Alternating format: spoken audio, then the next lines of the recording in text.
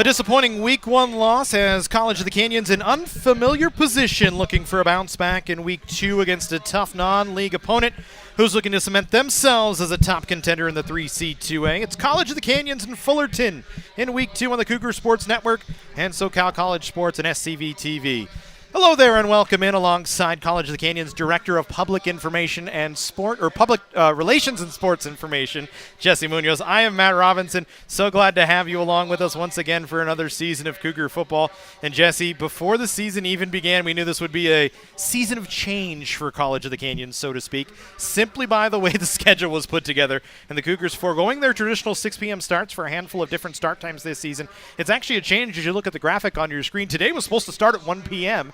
Instead, we've got a 5 p.m. start, but you look down the line. Palomar next week at 4 o'clock, a couple of home games at 2, and a little earlier than what we're used to here at Cougar Stadium. Yeah, you're absolutely right, Matt. You know, a little bit of a tweak in the schedule, game times, but like the coaches are fond of saying, it's going to be the same intensity, it's going to be the same mantra, it's going to be the same traditions here with College of the Canyons Cougar football. And, we start like no other. A little bit of weather, a little bit of warm weather. We wouldn't be in Santa Cruz in the fall without it. It is very hot today, up in the 90s, almost 100 degrees. When we talk about change, the schedule isn't the only new thing this season. The National Northern League also very different, and really all of the leagues in the National League in the southern part of the state, the SCFA, very different. A really big change for COC this year. Simply, you look at it, conference realignment very much taking place, but not in the traditional one-for-one sense. Like we said, much different look. This year, Canyons has Antelope Valley, Moore Park, Santa Barbara all moving up, El Camino moving over, and you look, it's really just a mishmash now this year. Yeah, the one thing I can say, different conference, different, league opponents, but still some familiar names on there. You see Antelope Valley, a traditional, just a regional rival here since the football program came back. Same with Moore Park. We've had our battles with them. Same with Santa Barbara. So some regularity in terms of seeing teams you see from around Southern California. But, with new league opponents, who knows what's going to happen. Yeah, it's going to be a completely different year. One thing that does stay the same for College of the Canyons, Coach Iacenda back once again as the head man. He has had a very nice tenure with COC. This is his 11th year with the Cougars. 65 wins, 4 conference titles. You see the numbers on your screen. Not really many more things that you can say about Ted Iacenda other than just has done a phenomenal job. Yeah, tremendous job here, Matt. And I think the most important number you see on that screen is the 160 transfers. Every year, year in and year out, that is the goal of this program, is to get guys in and send them to the next level and let them pursue their academic, athletic careers. So if you ask Coach Iacenda and anyone on the staff, that is the most important number. And, another successful year coming out of 2022, you have 20-plus guys sent to 4-year schools. The good thing for Ted Iacenda as well, another thing that kind of stays the same, the coordinator is very similar this year when you look. Dan Corbett still as the defensive coordinator. You've got David Banks as the offensive coordinator and Seth Othransky as the offensive coordinator. So co-offensive coordinators, both of them come back. So a little continuity on the offensive side. And then, of course, defensive coordinator Dan Corbett, who's been here for 16 years and pretty much has been the DC for all of those. Been here 16 years as a coach. You forget played for this program in this stadium under Chuck Lyon. So, again, a lot of continuity with David Banks, Seth, Coach O. So it should be another exciting season. I know just in talking to those gentlemen, a lot of players, a lot of skill players on offense, and just a lot of dudes that can go out and make plays on the defensive side of the ball. We saw a couple of those last week. The positional coaches, some familiar faces coming in this year, but a much larger position coach staff than we've seen in the last few years. Yeah, Coach Mark Dumlau does a tremendous job with that offensive line. Caden Dunn, another former player, returning back to the program. Sione Tafahima, another former player. And then, again, some of the new names, Eddie Kelly, Terry Johnson Jr., Amor Colon.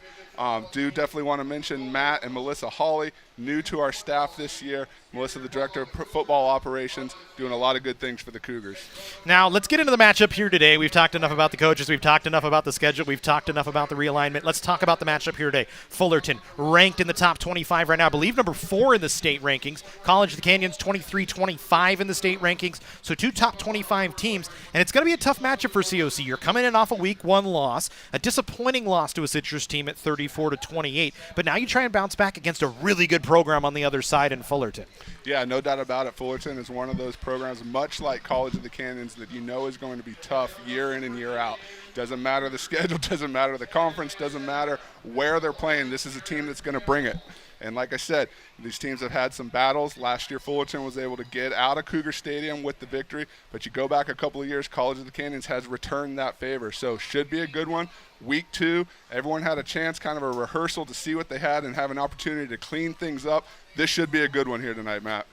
Last season, Fullerton defeated College of the Canyons 29-24 down at Fullerton. It was a tight matchup. Quarterback Josh Calvin led the Hornets with 205 passing yards. He is gone. Different unit coming in for Fullerton. Much different unit coming in for COC. It should be a good one. We'll step aside for a few moments. Opening kickoff when we come back here on the Cougar Sports Network, SoCal College Sports, and SCV TV.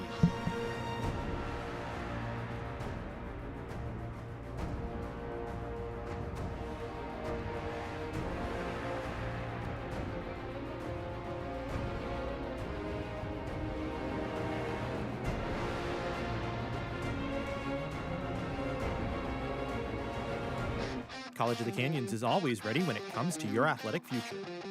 With 17 intercollegiate sports programs to cheer for, opportunities for student athletes to learn, train, and compete, and a championship mindset that has produced state and national titles, College of the Canyons and the Cougars athletics programs offer a great college experience.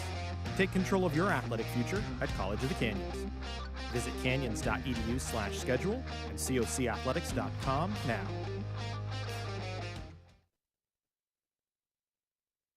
At Jersey Mike's, watching them freshly slice your sub is the coolest thing you'll see.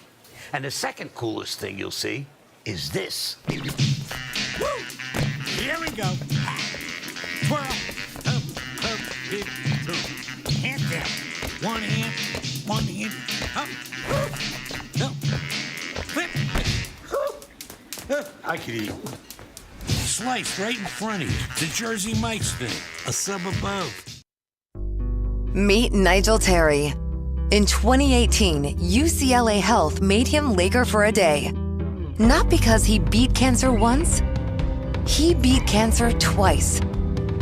He inspired us to push, to make the impossible possible.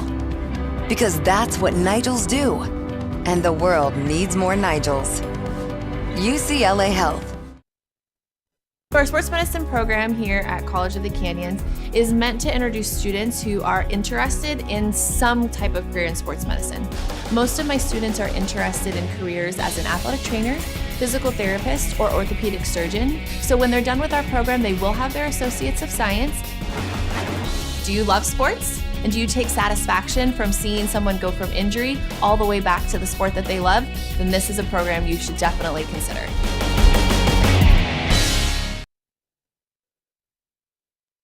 At College of the Canyons, we're always here to help make your future remarkable. Choosing classes is always flexible, so you can study your way. Learn at one of our 2 state-of-the-art campuses, or from home with our online options. Tuition is always affordable, with classes starting at just $46 per unit. We offer financial aid and 0 textbook cost classes to help you save. Always flexible, affordable, remarkable. Always College of the Canyons. Visit canyons.edu/schedule now.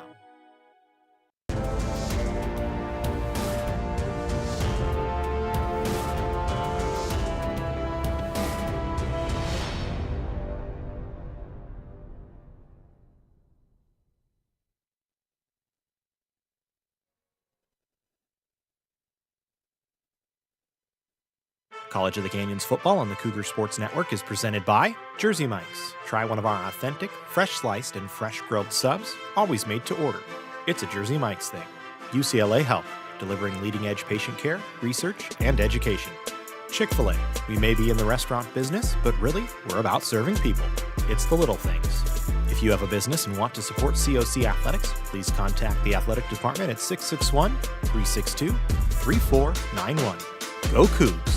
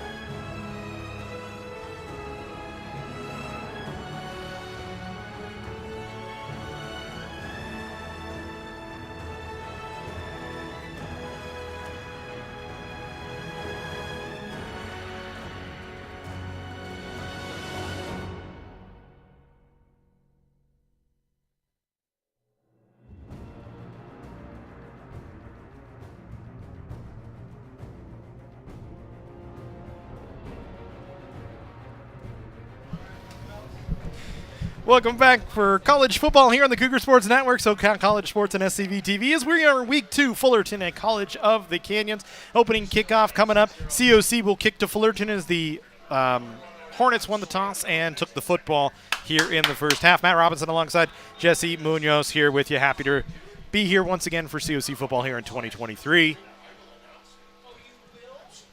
As the Cougars in their yellow uniforms, as you can see there on your screen, they're this I promise across the front. Fullerton in their road whites with blue helmets, as it will be Tony Johnson to kick things off for College of the Canyons. One of 2 freshman kickers this year for COC. For Fullerton, standing back to the scene, Kadari Kearns, along with Kavan Bills, standing back to receive right about their own 10-yard line as we are ready for week number 2 here in the SCFA. Short pooch kick from COC. It's going to land at the 25, taken by Fullerton, brought back up across the 40, all the way to the 45-yard line. The return by number 49 for Fullerton. It was, and we'll figure that out actually here in a minute, but it's going to be Fullerton with the football to start here. And Matt, I think number 20, Jeremy Alameo came in with that first stop there on the special team. So, you know, you got to figure these guys home opener out there buzzing around, going to want to look to make an impact here early and often. So here we go. It was Michael Roca on the return for Fullerton. Brandon Nunez is the quarterback for the Fullerton Hornets. Sophomore out of Mountain View High School, 166 yards, a touchdown, 2 interceptions last week against Santa Barbara. 12 for 28 during that game. As he'll stand in the shotgun, hands off. Right to Garnett Davis III, who's wrapped up behind the line of scrimmage by a quartet of Cougars. And a loss of a yard for Fullerton on their first down. It'll be second down at 10 or 11. And right there to meet him, number 44, R.B. Wilson out of Henderson, Nevada. And like we said, these guys are going to want to get in there. We talked about earlier, a lot of skill players on both sides of the ball. So if you can get in, make some stops, get your name in the stat sheet, you're probably going to earn some more playing time. 3 wide on the far side of the screen for Fullerton here on second down. Nunez to throw, kind of shorts it, gets it into Cougar territory, but it's knocked out of the hands of Jordan Tate. In on the coverage, it was Makai Newton able to get a hand on it, and it'll bring up third down. Yeah, and a strong pass rush there. Number 54, Aaron Murdoch, right in the quarterback's face.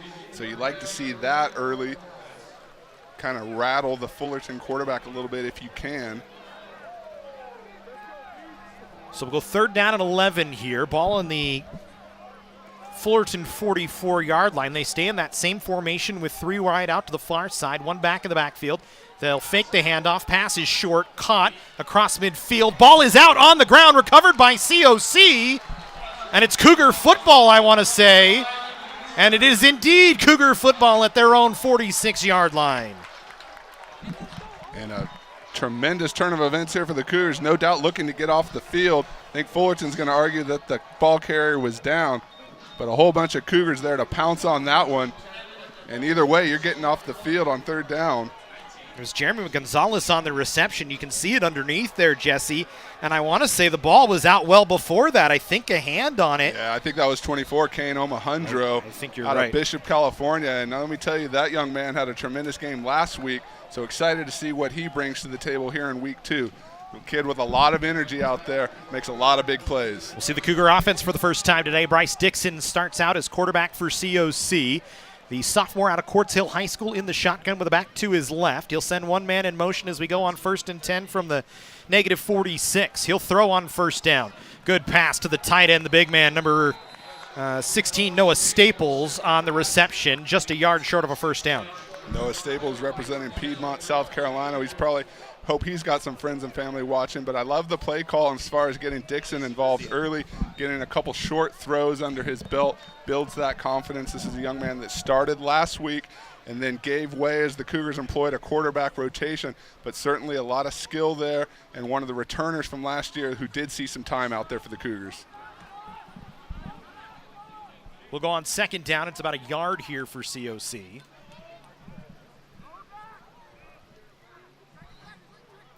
Man in motion here for the Cougars is Dixon going to throw. Actually, he's going to tuck it, and he's wrapped up behind the line of scrimmage. First man in on contact there was Ant Harris.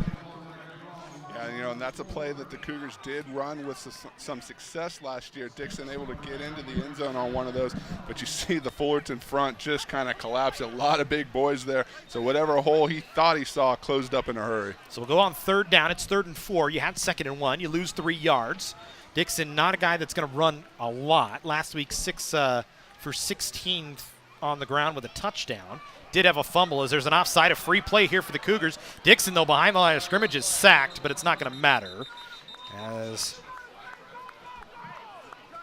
you can see off the end here, the defensive end for Fullerton well in the backfield early.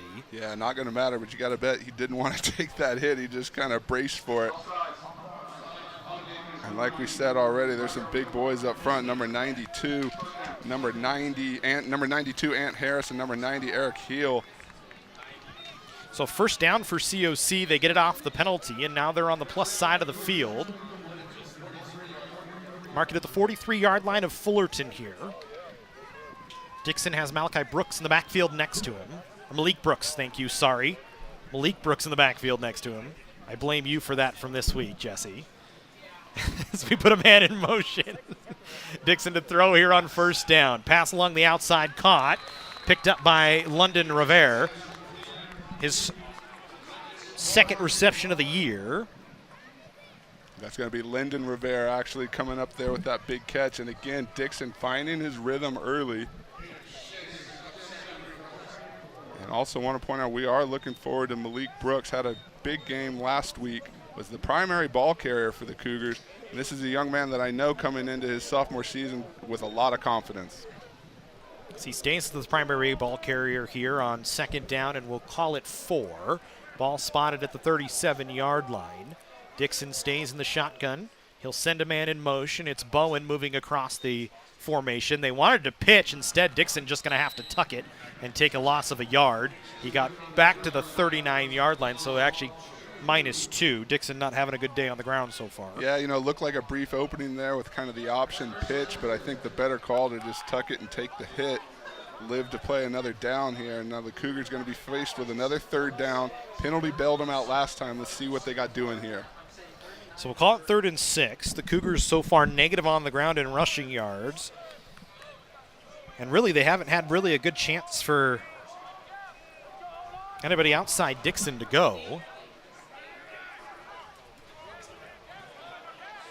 3rd and 6 ball on the Fullerton 39-yard line. Dixon looking to throw. Dumps it off underneath to Brooks. He ducks around one man, gets clipped, but I think he has enough for the first down. The spot right at the marker. And I believe the Cougars are going to move the chains here. You get another way just to get the ball into the hands of Malik Brooks. You saw the last play call. They're kind of looking for him on the option. I think this is one of those young men, if you can get him out in space, keep the defense guessing how and where you're going to use him, you're going to see some success there for the Cougars.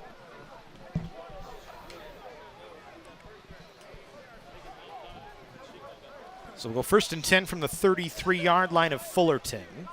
Cougars taking their time getting up to the line of scrimmage. You know, and I like the pace here. You're controlling the tempo. It's still hot. You want to conserve that energy and play mistake-free football right here on this important first drive. Dixon to throw all the way, looking to his right, almost intercepted, and it is picked off. It was tipped back the other way, goes Fullerton, and this might go all the way back to the end zone inside the 10. Dixon not going to get him. It's a pick 6 for Fullerton. The Hornets take it all the way back. It's Jamari Griffin with the interception off the tip, and it is 6-0 Hornets. And right when I said mistake-free football, that came and occurred. But that's one of those unfortunate breaks. Kudos to the Fullerton defensive back for seeing that ball through. But you can see here the tip.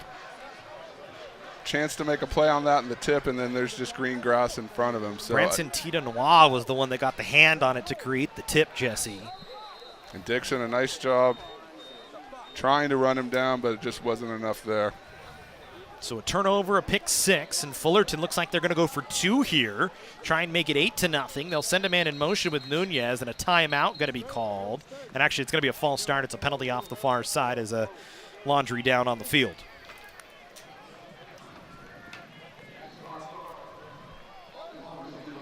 So now I think Fullerton going to send out the kick unit. Yeah, I think early on you line up and see if the Cougars are ready for that. If they're not, you go ahead and try for the 2-point conversion. In a game like this, historically, these have been close contests. That point could become pivotal, and that only stacks on the momentum from the pick six. So Jonathan Faubert in to try the extra point. Kick is up. And it is no good. So it'll be a 6-0 lead for Fullerton off the pick six. The bad news for COC, you give up points off the defense or off the offensive side on an interception return for a touchdown. The good news, you get the football back. It's still early in the ballgame.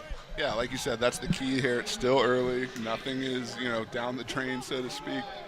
Cougars were doing a fantastic job dictating the pace of this game and making sure that they had the correct personnel, the correct play call, executed on a couple penalties. Again, for those of us that watch the Thursday night football, those are one of those unfortunate things that just happen. The offense can be clicking, the play executed, and a bad tip, and it goes the other way. So, same thing happened here tonight, but I think the Cougars will be ready to bounce back here. You got a look from Emery on that one. Our director, Emery Johnson, not happy with that look. Well, I'd be lying if Can you tell which team he's a fan of? I'd be lying if I said that wasn't a subtle remark intended for Raiders our fan, fantastic, Chiefs fan, director. all sorts of problems up here in the booth. As we go here. So it'll be Fullerton to kick things off. And it'll be Faubert to kick it off. The Cougars will stand Damari Smith. And I want to say Don Ray Hall back at their own 5-yard line. Unfortunately, the Fargo man has his jersey tucked up a little bit. It'll be Smith to take it at the 10. He'll bring it up from there. Has a couple of blocks. Doesn't get much further than the 23-yard line before he's forced out of bounds. So the Cougars will start on the long field here, their second possession on the offensive side.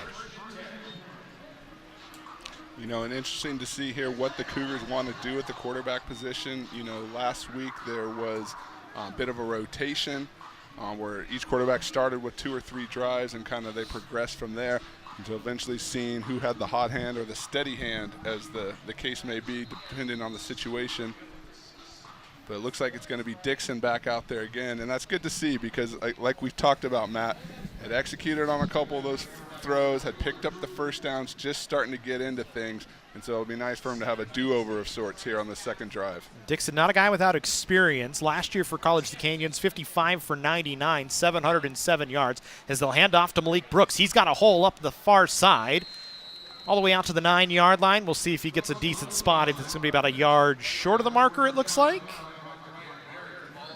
And it'll be second and maybe a half a yard here. So good run from Malik Brooks. Mm-hmm. And Brooks, a guy, high motor, Desert Pines High School, Las Vegas, Nevada. He played for the final 4 games last year for College of the Canyons. Only had 15 attempts, but last week 22 rushing attempts, 79 yards, 3.5 yards per attempt. So certainly a guy that can get going, and you'd like to see get going, especially in a game where it's hot like this. Kind of make the defense work a little bit. This will give to Brooks again, and he's got room this time up a hole, and he's got all the way across the 39-yard line. That's actually where they're going to spot him. I thought maybe they would give him the 40 because he was tripped up, but it's a first down for COC, and the Cougars continue to move the ball. Yeah, and you talk about a Malik Brooks. This is a kid that actually, obviously put in the hard work through the spring and summer, worked himself into a position to earn those carries and be a stalwart here for this Cougar offense. So love to see it. Love to see someone really embrace that work ethic here at College of the Canyons football, and the results speak for themselves. Brooks will get a break here as the Cougars bring in another back. I want to say it's Travis Royal. Might be, actually, it's Donovan Dunn back there in the backfield now. As Dunn will get the handoff, he runs right into his own man, wrapped up by big number 41 for Fullerton, C.J. Nesmith, and he gets back to the line of scrimmage, and that's it. So, again, you give Brooks a couple totes, and then you come back right back with another one of your stable of running backs. And really just, I think, trying to, again, slow things down, let the offensive line kind of dictate what they want to do. Easier said than done, obviously, with the talented Fullerton Hornet front. But getting these running backs involved is only going to spark the rest of your offense. When you look at the line this year, too, it's big bodies, but it's very young offensive line. Only 3 returners from a year ago. It's mostly freshmen. It's light in terms of bodies, only 9 bodies on the offensive line this year. Usually you're much deeper. Trying to give Dixon enough time, and that one's intercepted. Picked off once again. Jamari Griffin on that far side for the second time today. Jumps a route and another interception. took the words right out of my mouth. Just simply jumped that route, obviously looking for that. And you see almost the exact same position on the field, and they just close. And that's a tremendous job getting the extension out. But Cougars had a man down the field. And again, another big break in this game. Fullerton now, you never want to give them position on your side of the field. And Dixon and company are going to have to go back and sort things out here. Well, that's something the Cougars did well last year. Had an interception last week, already 2 here today. But turning the ball over is such a huge key, especially for COC against these good programs, as Nunez with a good run inside the Cougar 30, all the way down to the 29-yard line, right up the middle, nobody there to stop him. And Fullerton moves the chains for the first time today. Not to dwell on the interception, but Coach that'll be the first thing you tell you. You can't beat a team like this making mistakes. Nunez again, this time to throw over the middle. Pass is caught inside the 10-yard line and knocked down. As that was going to be 88. Cameron Woods just got the big body there over the middle and then used that big body to kind of power through some of the would-be tacklers. Hornets in position here. Hornets inside the red zone. Nunez going to try and push the pile. He gets to the 5-yard line, and that's it. Just a quick quarterback keeper trying to keep the play moving quickly here is Fullerton. Yeah, taking the opposite page of the Cougars, kind of just getting up to the line, tighten up the splits, and go. Cougars definitely on their heels here, not wanting to give up a second score this early in the first quarter, and I think Fullerton senses that. Carlos Mesa had to come off the field. His helmet got knocked off for COC. Nunez now will work in the shotgun. 3 receivers out there for him. Looks into the flat. Pass caught. Dropped. On the ground. Ball is loose. Kept in play by a Cougar. Recovered at the 19-yard line. There was no whistle, but they're talking about it here. To me, that looked like an incomplete pass. Yeah, the pass was intended for Vakapuna. And then there's a Cougar down on the field at the 5-yard line. So Eric Butrago and the medical staff going to run out and talk. And there's our ruling for the field. I was going to say, I didn't think Vakapuna got a secondary step in. Really didn't make a football move. That being said, you appreciate the officials letting the play out, knowing that they can gather and make the correct call as needed. And Dan Corbett out on the field. Corbett's way out there hollering at the official about something. I think it's about how Fullerton's out on the field huddling on a timeout. I think that's something that's a new rule to the SCFA and the 3C2. I think that's kind of something they're not supposed to be able to do. Yeah, that's the only reason I can think Dan Corbett out there yelling, hollering, pointing at the other sideline. Yeah, you're absolutely right. Definitely one to make his voice heard when he's coaching his players. Typically not one to go out that far. No, I don't think I've ever seen him pass the numbers. Coach I, different story, seen him pass the numbers.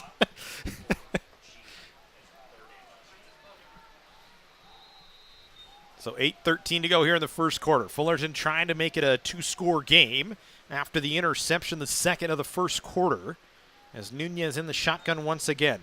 This time will keep. Has a hole. He's going to get it in the end zone.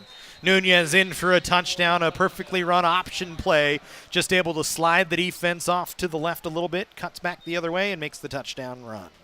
Yeah, and just kind of, everyone bid on the play fake, and he just went in unscathed there. So Fullerton definitely has seized the momentum in this game. Similar to last week, College of the Canyons found themselves playing from behind early when the Owls were able to convert on their first offensive play.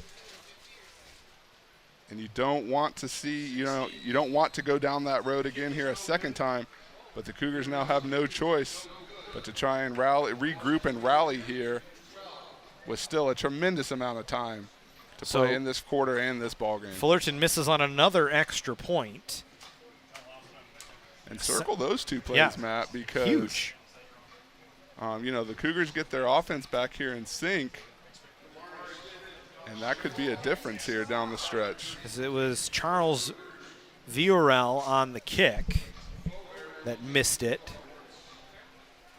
So another kicker that was added to the roster, I think, between last week and this week, as he didn't play at all last week. It was pretty much Faubert and Mamana that did the kicking duties. So it's 12-0 now in favor of Fullerton.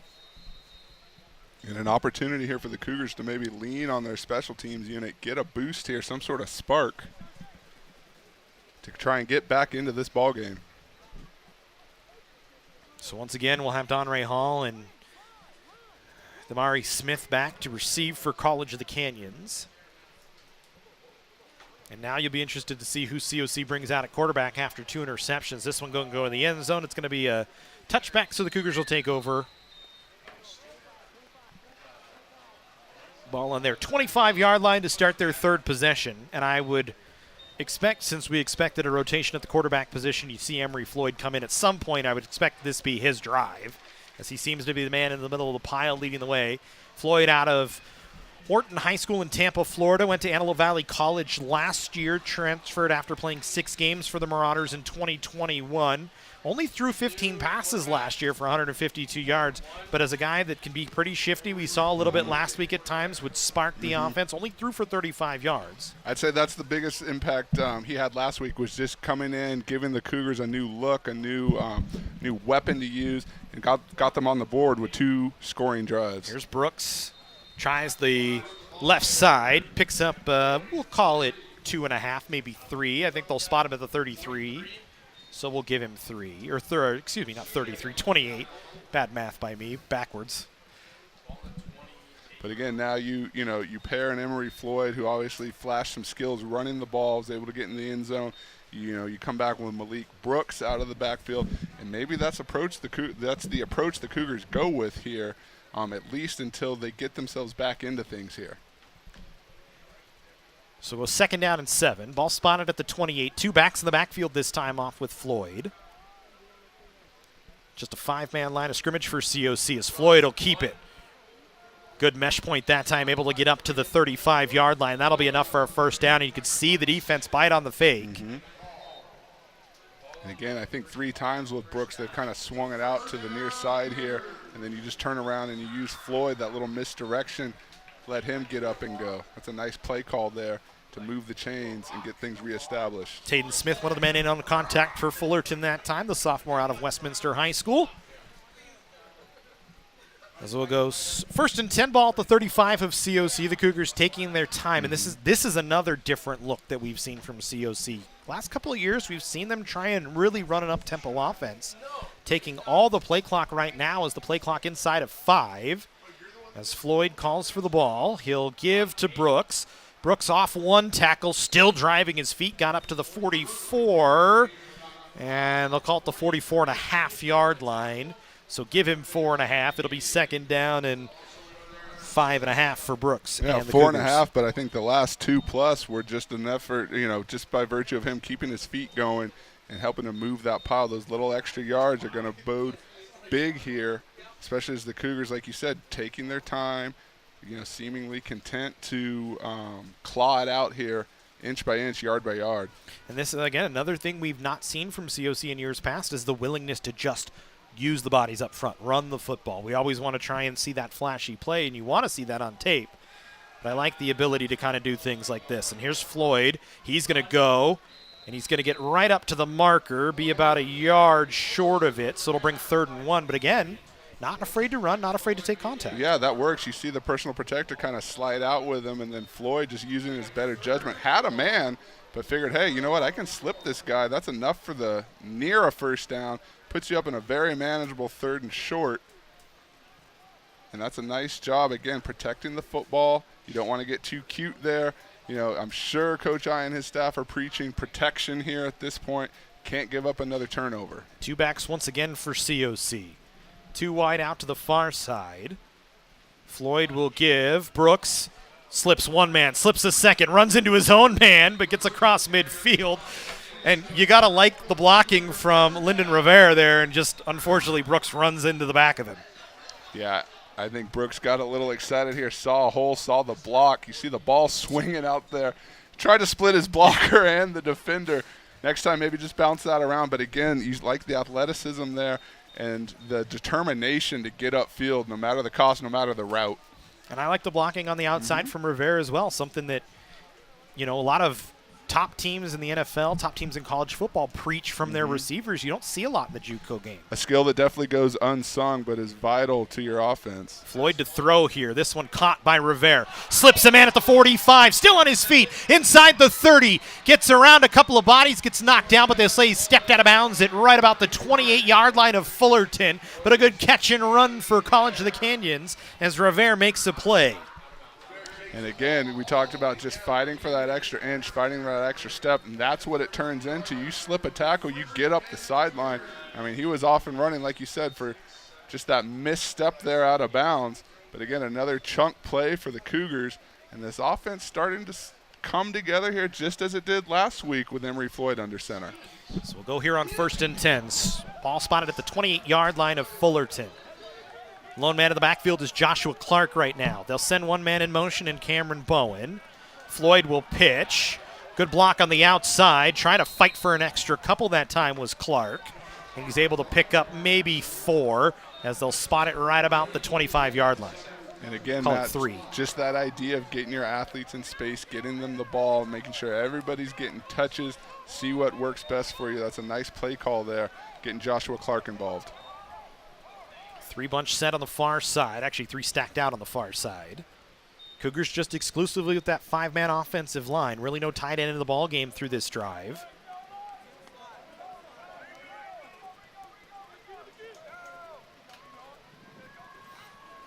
Floyd to throw. Looking. Slips one defender. Still has room. Makes another man miss. Gets to the 20-yard line, but there is laundry on the field at the 25 in the area of a COC hold, so this run likely coming back. Yeah, I think you're right, Matt, but again, a nice job just looking downfield, surveying what's available, and then obviously confident in his ability. I think just right here on the outside kind of hooks him, hooks number 96, doesn't let him get free. Samuel SCFA was the man called for the hold. So a tough penalty on COC. It's going to back them all the way up to the 35-yard line of Fullerton. So you go 2nd down and long, trying to get inside the 20 to the 18 for a 1st down and trying to find your first points of the ball game here with 3:13 to go in the 1st. And actually, I think they gave it to Linus Lindbergh, maybe. I think they gave the hold to. You know, Matt, starting to get to the point of the field here where you might want to take a shot, maybe try and get a penalty down the field. College of Canyons has yet to take a strike down. They'll give to Brooks. He gets hit in the backfield, still on his feet trying to fight. Got back to the line of scrimmage, and it looked like Jeremiah McNeely was the man on first contact right there to stop him, so it'll be 3rd down and 17 for COC. This is another spot last year where you talk about COC. Even in these spots, you had a leg and in the kicking position that you knew you could put some points on the board. And it's kind of a question mark going into this year with Tony Johnson and Asa Johnson, both freshman kickers. Not really sure in terms of how much leg the two of them have. Yeah, didn't really have that opportunity last week. You know, got the extra points, but, you know, I think, too, the Cougars didn't punt last week. So the special teams could be a question mark here. Floyd to throw here, 3rd and 17, looking towards the end zone. Has enough under it, pass, incomplete. No flag given, as it looked like Jacoby Taylor was looking for a flag. Taden Smith was in on the coverage. Yeah, you're absolutely right. Jacoby Taylor kind of just streaking downfield, had a step there, and Floyd looks for him. We'll see what the contact was. He may have an argument there. The arm did come in. It's up to the official, though, timing-wise, to make that judgment call. But I think that's exactly what the Cougars were trying to do. You take that strike downfield. If you get the guy, which was open, you get it. If not, maybe you try a penalty, prolong the drive. Wasn't working there. So we'll let Tony Johnson punt this one away with 1:56 to go in the 1st quarter. Johnson will kick an end-over-end punt that's going to be caught right at the 7-yard line. And a good punt that time to get it inside the 10. Damari Smith right there to down it for COC, and Fullerton will take over inside their own 10. So you like that from Tony Johnson, a nice little punt inside the 20. And now you ask the defense, who got a nice long break, to go back out and get the ball back for you. Yeah, Matt, it's building blocks. A seemingly small play like that on special teams, you pin them back a little bit. Maybe your defense comes up, makes a big stop on first or second down, you're in business. So, again, Cougars, nice drive there. Started to dictate the pace, just need to now work on prolonging that and obviously getting into the end zone, but saw some bright spots there on that last sequence. So Fullerton will come out. 21 personnel with 2 backs. They'll send one out of the backfield. They'll hand off on first down. Not much room to run for Garnett Davis III as he picks up a couple of yards. I think that was going to be Del Monte Barnes in on the stop. A lot of yellow are out there. Going to change at quarterback for Fullerton here is Garnett Larson actually in there, the sophomore out of Davis High School in Kaysville, Utah. The transfer from Utah State getting his first look at quarterback here today. So he'll take the direct snap. Keeps the ball. Actually dropped it. It's out on the ground. Waiting on a signal, and it's pointed for COC. A recovery for the Cougars. Picked up by Will Mafu. As it was knocked out on the handoff, you could see Larson trying to give it to Davis and just dropped it. Yeah, I think kind of just was out there too long. You're going to see him come across. The blocking is there. Just maybe holds on to it. It kind of runs into him. And number 6 right there to pounce on the ball. That is a big-time play for the Cougars, especially on this point of the field. And if you're defensive coordinator Dan Corbett, that's exactly what you asked your boys to go out there and do. Give me the ball back. Let's put our team back in position. Second fumble on Fullerton. The Cougars have turned the ball over through the air twice, so the turnover game adding up, and we're just in the first quarter with 1:10 to go here. So now the Cougars with their best field position of the ball game. Emery Floyd first and goal within the 5-yard line as he'll come back out in the quarterback position. And a lot of play calling options right here. This is the Cougars' sweet spot. As Floyd will keep. Has a couple of blocks. Looking for the end zone. In for a touchdown. Emery Floyd for COC gets the Cougars on the board. Nearly deja vu from week 1. Emery Floyd able to come in and get there. Just followed number 73, Linus Lindbergh, right down into the end zone. You're going to see here. But again, the Cougars a tremendous job just getting around his block and into the end zone. And again, a big body out there, able to come in and just power when need to, sidestep when he has to. That's a nice job getting the Cougars back in this ball game. Asa Johnson in for the extra point. Hudson Chasko and Linus Lindbergh were the men in on the blocks to give the hole to Emery Floyd.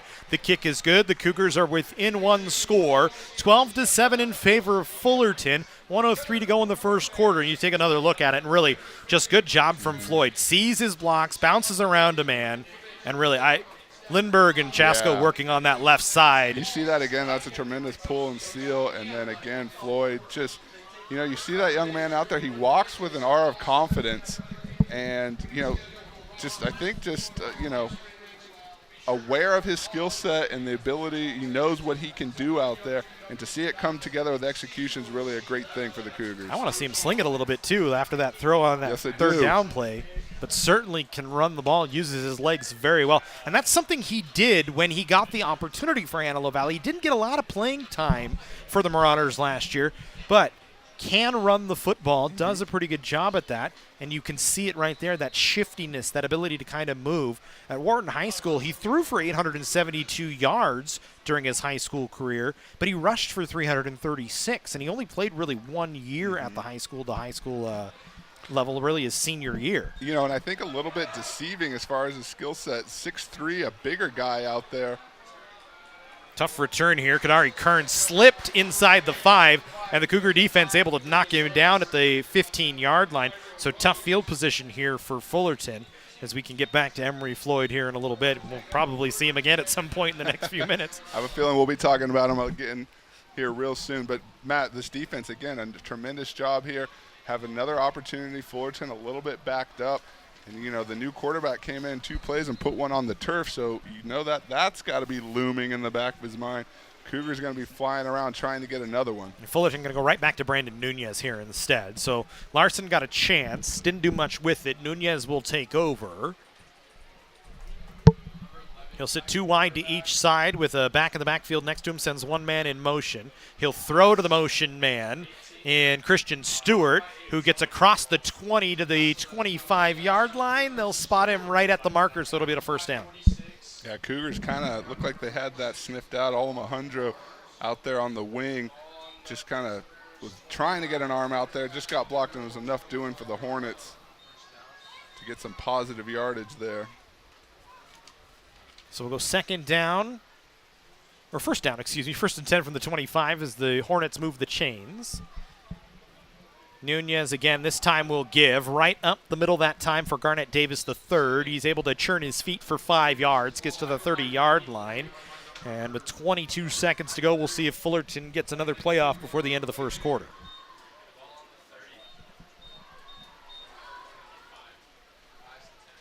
So 10 to go here in the first quarter. They will get one more playoff. Nunez going to tuck it this time. Gets hit by a bunch of bodies.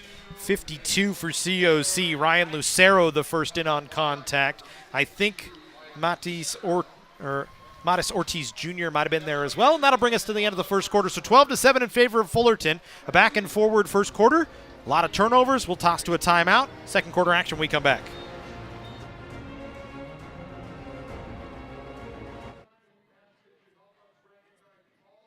I can't get enough of watching Jersey Mike's freshly grilled hot subs right in front of me. In fact, I like watching nice and close.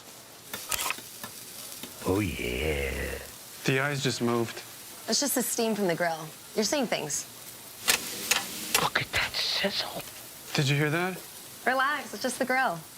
Yeah, it's just the grill. Woo! Grilled right in front of you. It's a Jersey Mike's thing. A sub above.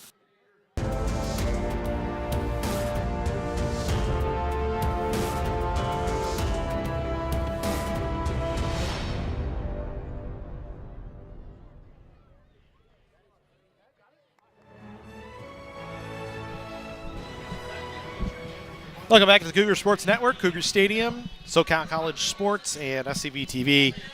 COC and Fullerton locked up in a battle here, 12-7 in favor of the Hornets as we go into the second quarter with Fullerton with the football.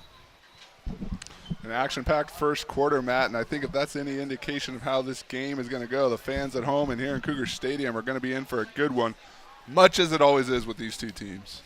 It was a battle last year, as we said. It was a tight game, 29-24. As Fullerton will go back to work. Nunez to throw here on 3rd and 3. Over the middle, pass is caught as he had a man. He threw a strike. As it was right to Jordan Tate. And plenty for a first down all the way up to the Fullerton 49-yard line. That's a really good throw from Nunez. I was going to say, nice route, nice throw. You know, for the Cougars, I liked the fact that 3 guys swarmed to the ball, still ripping and clawing, trying to get that out. Nunez to throw, this time over the middle, nearly intercepted, then in and out of the hands of the receiver, as it was Cameron Woods the intended target, I believe, and he had his hands on it, and you can see it goes right over the top of the linebackers here. Big number 55 for COC, and Carlos Mesa nearly got a hand on it. And again, similar play last week. Carlos Mesa swooped that ball out of the air and came up with a key second-half turnover for the Cougars. So, you know, right place, right time, almost pulled it out again. Mesa really more of an outside linebacker, not really the linebacker in coverage, but really showing that ability to get to the middle of the field. Does this pass on the outside? Tackle not made at first, and then falling down after gaining a few more yards was Jeremy Gonzalez, and he's a yard shy of the first down, we'll say. It'll be 3rd down and 1 here for Fullerton. One of the things the Cougars talked about coming out of week 1 was finishing tackles, wrapping up, making sure that that ball carries to the ground. So, again, one of those things that you know Coach Corbett and his staff are stressing each and every play. Vakapuna the back this time for Fullerton. Is Nunez the quarterback standing looking at the sideline trying to get a play. Plenty of time for Fullerton, though. 15 on the play clock as they'll get the play they want and get up to the line of scrimmage. Vakapuna directly behind Nunez. Now he'll shift off to his right. Nunez to throw, dumps it off Vakapuna. He's behind the line but able to fight ahead and might have got to the line of scrimmage. In on the first contact was Alameo. Yeah, Alameo right there to meet the ball carrier, the receiver, and just like you said, like we saw from the Cougars before, scratch and claw and fight for that extra yardage, and it served the Hornets well there. So Fullerton able to move the chains once again. Their 5th first down here the first half, as they'll go 1st and 10 from the 41-yard line of COC. Vakapuna on the handoff this time, wrapped up, got kind of tackled around the head, as first contact that time was JoJo Massey. JoJo Massey out of Detroit, Michigan, and had a tremendous job right there. This is a young man who is eager to make his mark. Talked to him earlier in the week, and I know ready to get out there, fly around, and make some plays. Had 17 tackles last year for the Cougars, had one last week against Citrus. Picks up one here as he keeps it to just a yard gain for Vakapunas. We'll go on 2nd down. They'll throw over the middle. Pass is caught by Woods. Tries to slip one tackle. Got bumped and knocked down. First contact that time for COC by Omohundro. And you're going to see right here the middle of the field seems to be open for the Hornets receiving corps. And again, they just keep trying to exploit it. Cougars doing a nice job bouncing back, recovering to make the stop.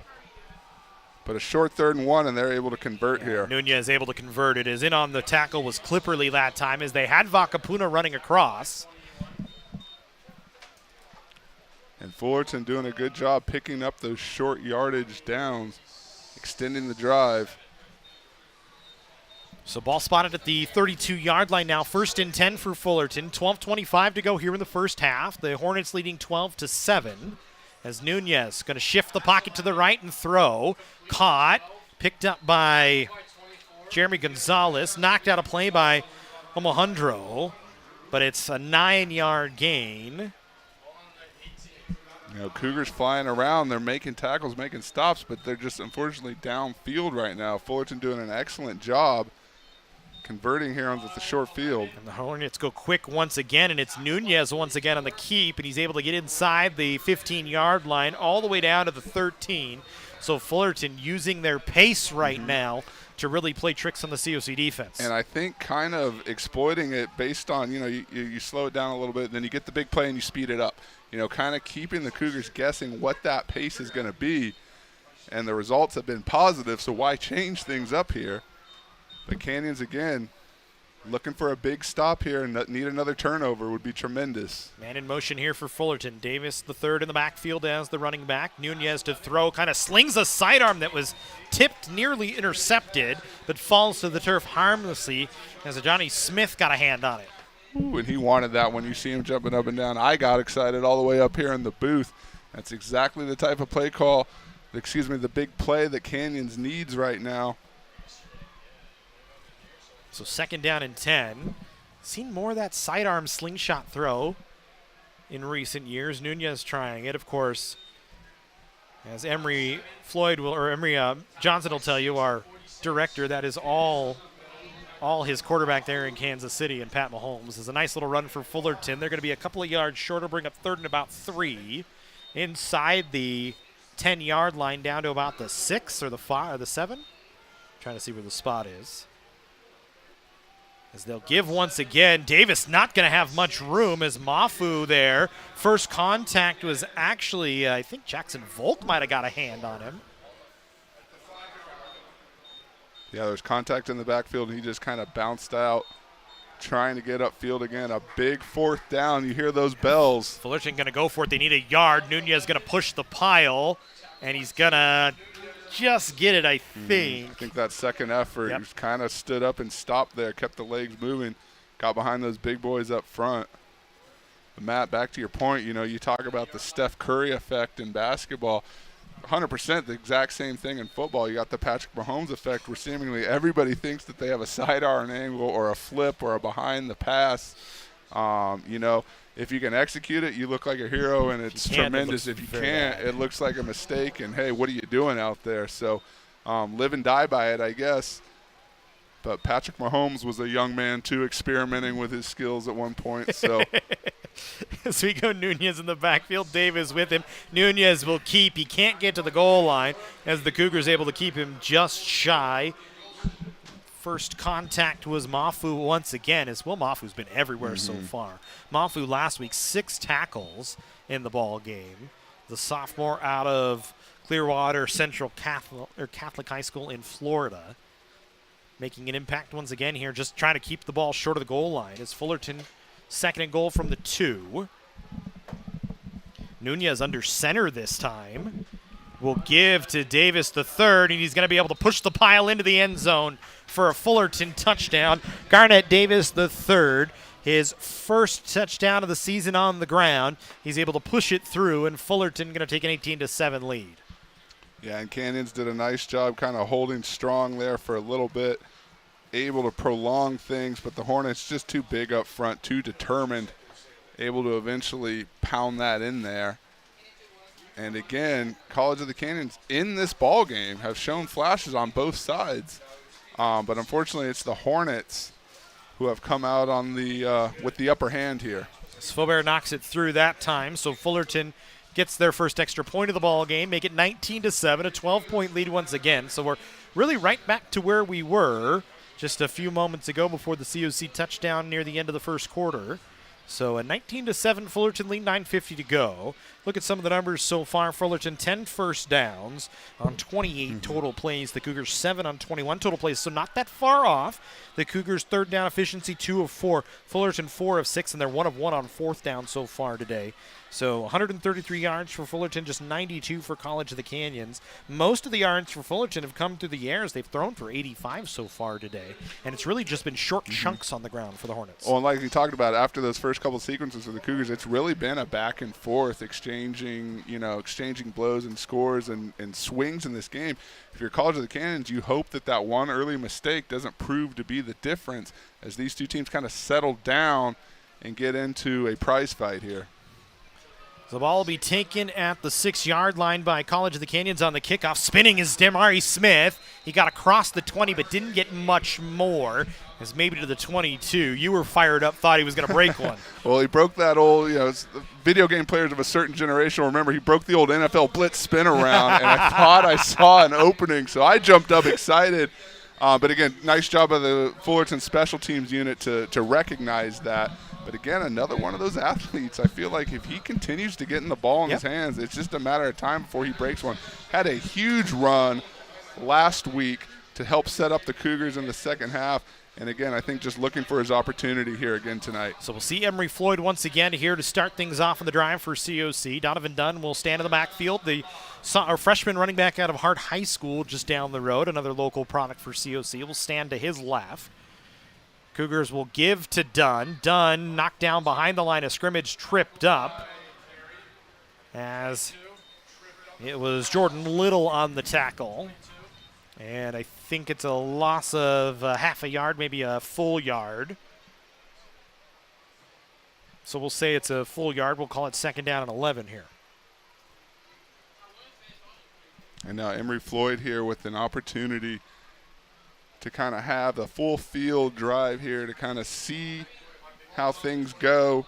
We've seen what he can do with his legs. We've seen what Malik Brooks has been able to do out of the backfield. I think it's time for the Cougars to maybe try and take some shots.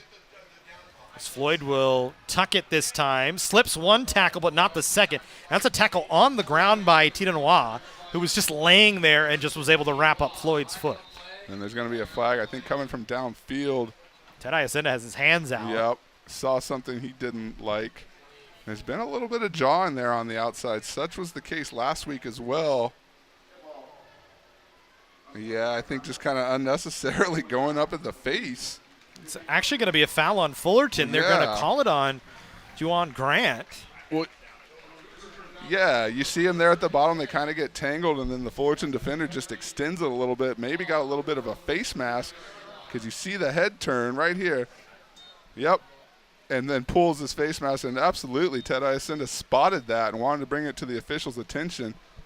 Really no place for that. I know there's some jawing and jabbing going on down there, but, the play is dead. And so the Cougars will look to take advantage of that. They'll move up to the 39-yard line, so some more breathing room here. Floyd will throw in the flat. Pass is caught. Picked up by Travis Royal, who's able to get across the 44 to the 45-yard line before he was knocked out of bounds. First reception of the day for Royal, who had 2 for 41 last week out of St. Joseph's High School in Santa Maria, California. The freshman gets another opportunity here today. call it the 45-yard line, give them a gain of 6. The Cougars need to get 4. They want to get to the 49 for a first down. It's once again taking their time.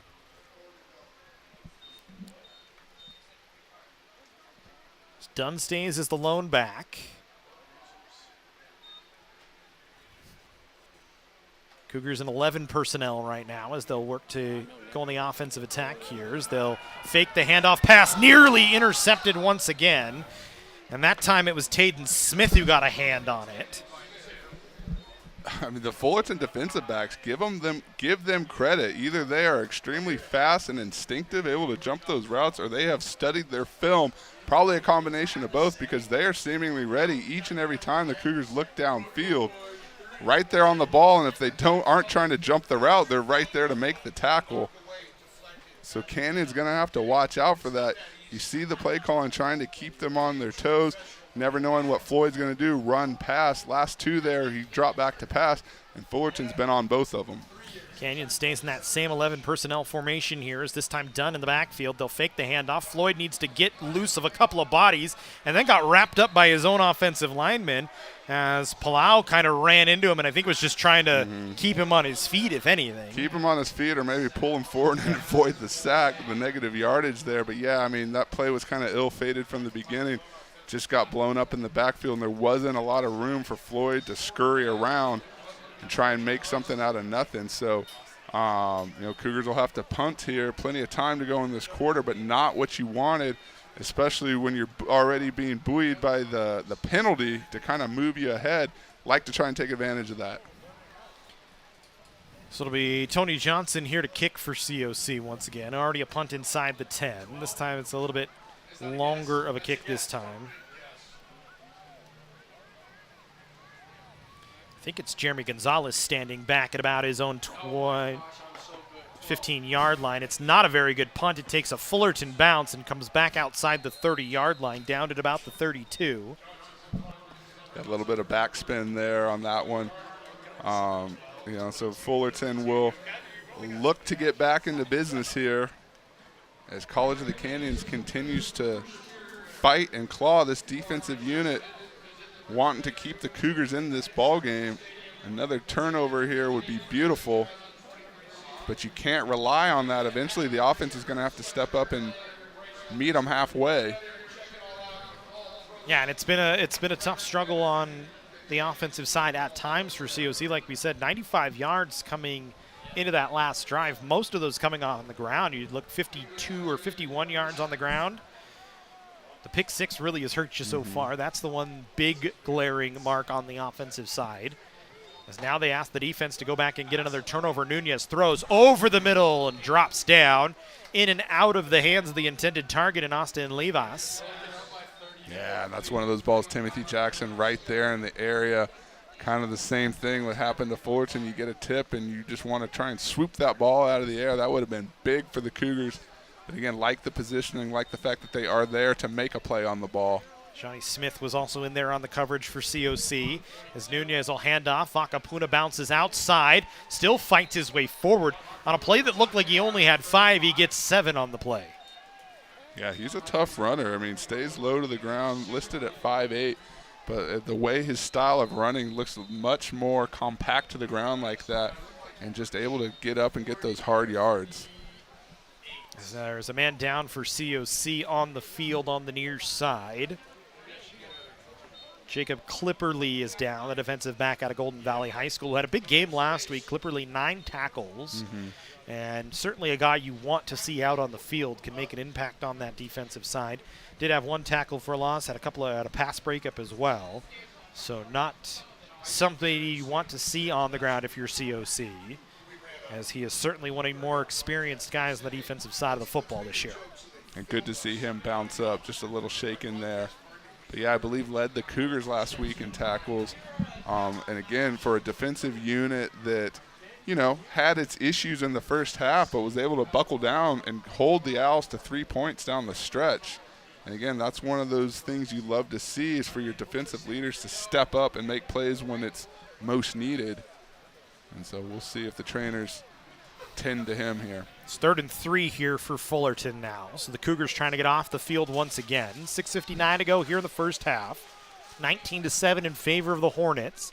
Nunez in the backfield takes the direct snap, looking downfield, incomplete, short on the throw, trying to target that time in Jordan Tate, and good coverage on the outside by College of the Canyons. It looked like it was Johnny Smith once again in on the coverage.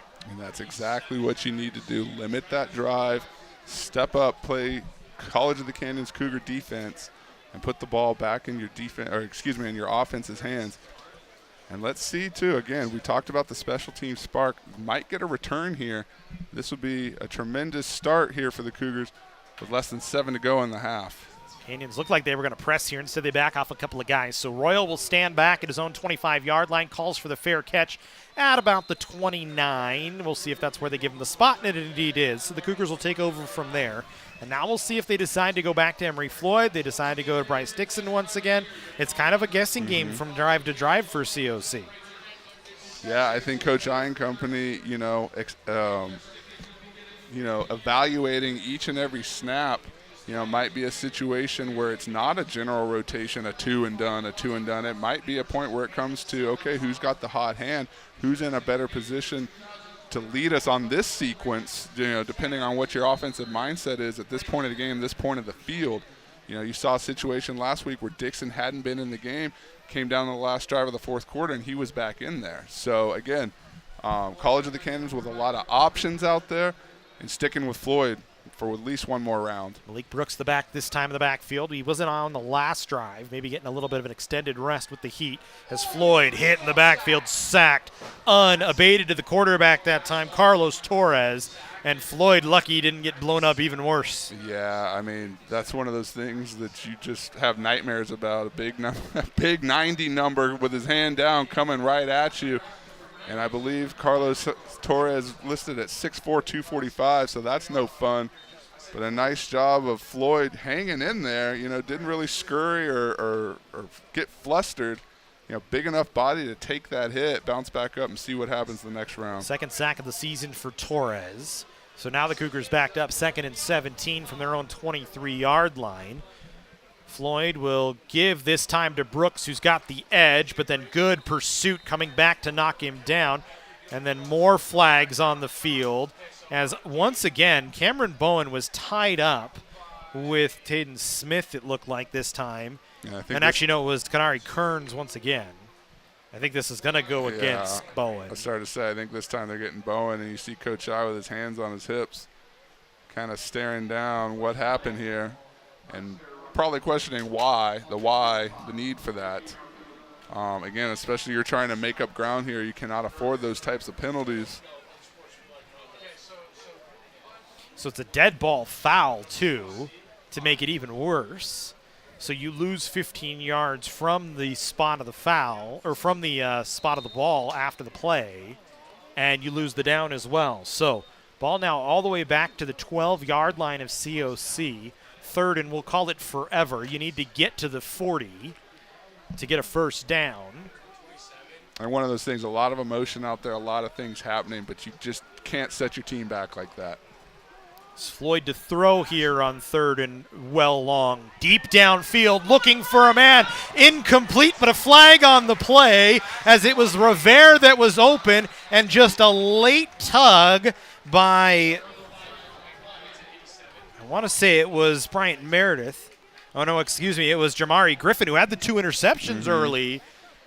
Yeah, I think Rivera just had a step on him. He knew he was beat. And at that point, what's worse, you take the penalty or you get beat for a touchdown. So, obviously a talented defensive back did the best he could there to, hold back the Cougar scoring opportunity. But that was a clear call for the official.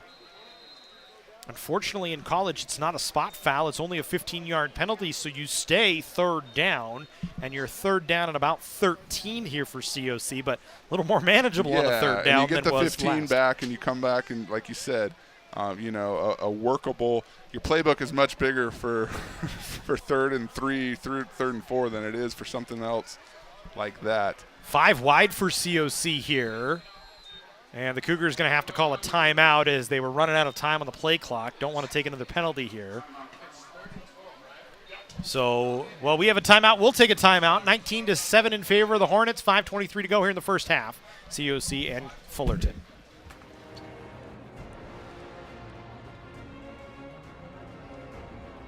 Our sports medicine program here at College of the Canyons is meant to introduce students who are interested in some type of career in sports medicine.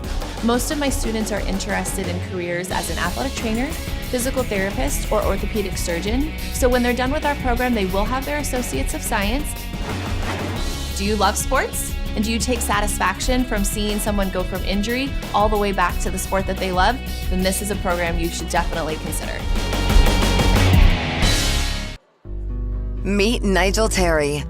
In 2018, UCLA Health made him Laker for a day. Not because he beat cancer once, he beat cancer twice. He inspired us to push, to make the impossible possible.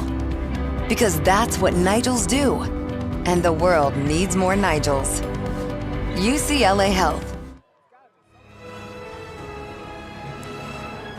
Welcome back to the Cougar Sports Network, SoCal College Sports and SCV TV. As we go third down and 13 for College of the Canyons. Matt, I started to say before the break, I think that's the best ball we've seen from Emory Floyd yet. And so, I'd say the one in the first quarter was pretty good, too. He's thrown a couple of good ones downfield. But I think exhibiting that arm strength is going to do its part to keep the Hornet defensive backs honest there. He's showing he can run. He can show he can sling it now.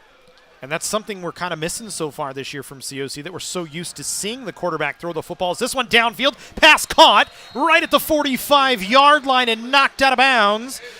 Jacoby Taylor with a nice catch, and it's enough for a first down. And we're going to see it coming in right to our cameraman here. But Jacoby Taylor, just a tremendous job. Knew he was going to take the hit, wrap that up, and the Cougars are in business here. First down, 5 minutes to play. It's a good throw from Floyd, and again, we talked about throwing downfield, something we don't really – it's kind of a question mark coming into this year. Last few years, the Cougars have wanted to sling the ball around. This year, they've kind of shown through a game and a half they want to run it. Now they're going to go 5 wide with Floyd here. As Floyd takes the snap, throws over the middle, pass is caught. Brooks has room to run, gets across the 40 down at the 35-yard line. So you see Malik Brooks, the versatility, known as a running back, that time swung out as a receiver, right on the mark from Floyd, and it's a first down. Yeah, and I think, again, nice job by Malik Brooks, obviously getting open. But how about that throw? 3 defenders in the area, and Emory Floyd just finds the window. And the Cougars are off and running. I think that's 3 straight dropbacks for Floyd and starting to get into sync here. The rest of his teammates, College of the Canyons, would love to have this score here to close out the second half. But that is a tremendous job here. And again, another nice job for the offensive line, keeping them safe up front. Another 5 wide set. Floyd to throw, looking downfield, trying to find Rivera again, and a flag late thrown in the area. So another pass interference call, and again coming at this time Brandon Meredith, and then there's another flag somewhere else. I believe it's in the backfield. And they're saying it's a late hit is what Emory's telling us. Yeah, I was looking downfield. Obviously, it's kind of same position, same sequence, but you see it in the backfield. Just kind of got to Floyd, and that was extravagantly late. If you see him take the 2 steps here. So, yeah, I mean, 1, 2, 3, 4. Yeah, it was Chris Harm that I think came in and made the late hit. And so his team will pay the price for that. And College of the Canyons will take every extra boost that it can. Like the toughness of Emory Floyd there. We talked about, he's a big body out there. He's a solid kid. Yeah, 6'3", 200. Yeah, shades of Cam Newton when he takes off running. Said that this week. And slides through there. I mean, I'm really liking what I'm seeing. Now he just got to step up and finish this drive. So we'll put it on the 21-yard line. 1st and 10 for COC. Just on the edge of the red zone right now as Floyd able to knock down the snap, makes the pass on the outside to Brooks. Or actually, no, excuse me, it was Joshua Clark this time. And Clark gets down inside the 15. Call it the 14-yard line, so a gain of... Another great shot. Look at him going down. Puts the hand in the ground and is fighting for those extra inches. That's going to be the difference in this type of game, Matt. So are we calling it the gold zone since we're wearing yellow today? If you've been watching Hard Knocks, or are we staying with the red zone? I'm a traditionalist, so I will stay with red zone. But I do like the thought, and I will say I do like those gold jerseys here under the lights at College of the Canyons Cougar Stadium. As we go here on 2nd down and 2, ball spotted at the 14, a timeout called. Timeout by Fullerton as they want to talk about it here. So liking what you're seeing so far from Emily Floyd, throwing the football effectively, and that's something that we were kind of not sure we were going to see after last week. The Cougars really did not throw the ball a lot last week. When you look at the numbers for the Cougars, 139 yards through the air, 125 on the ground. 139 yards through the air is not a number that we're used to seeing through the air. No, and I think the biggest thing is, again, it's probably by virtue of the situation. Floyd comes in with the team behind, kind of the Cougars on their heels, and he's able to come in there and create some positivity, give them a spark.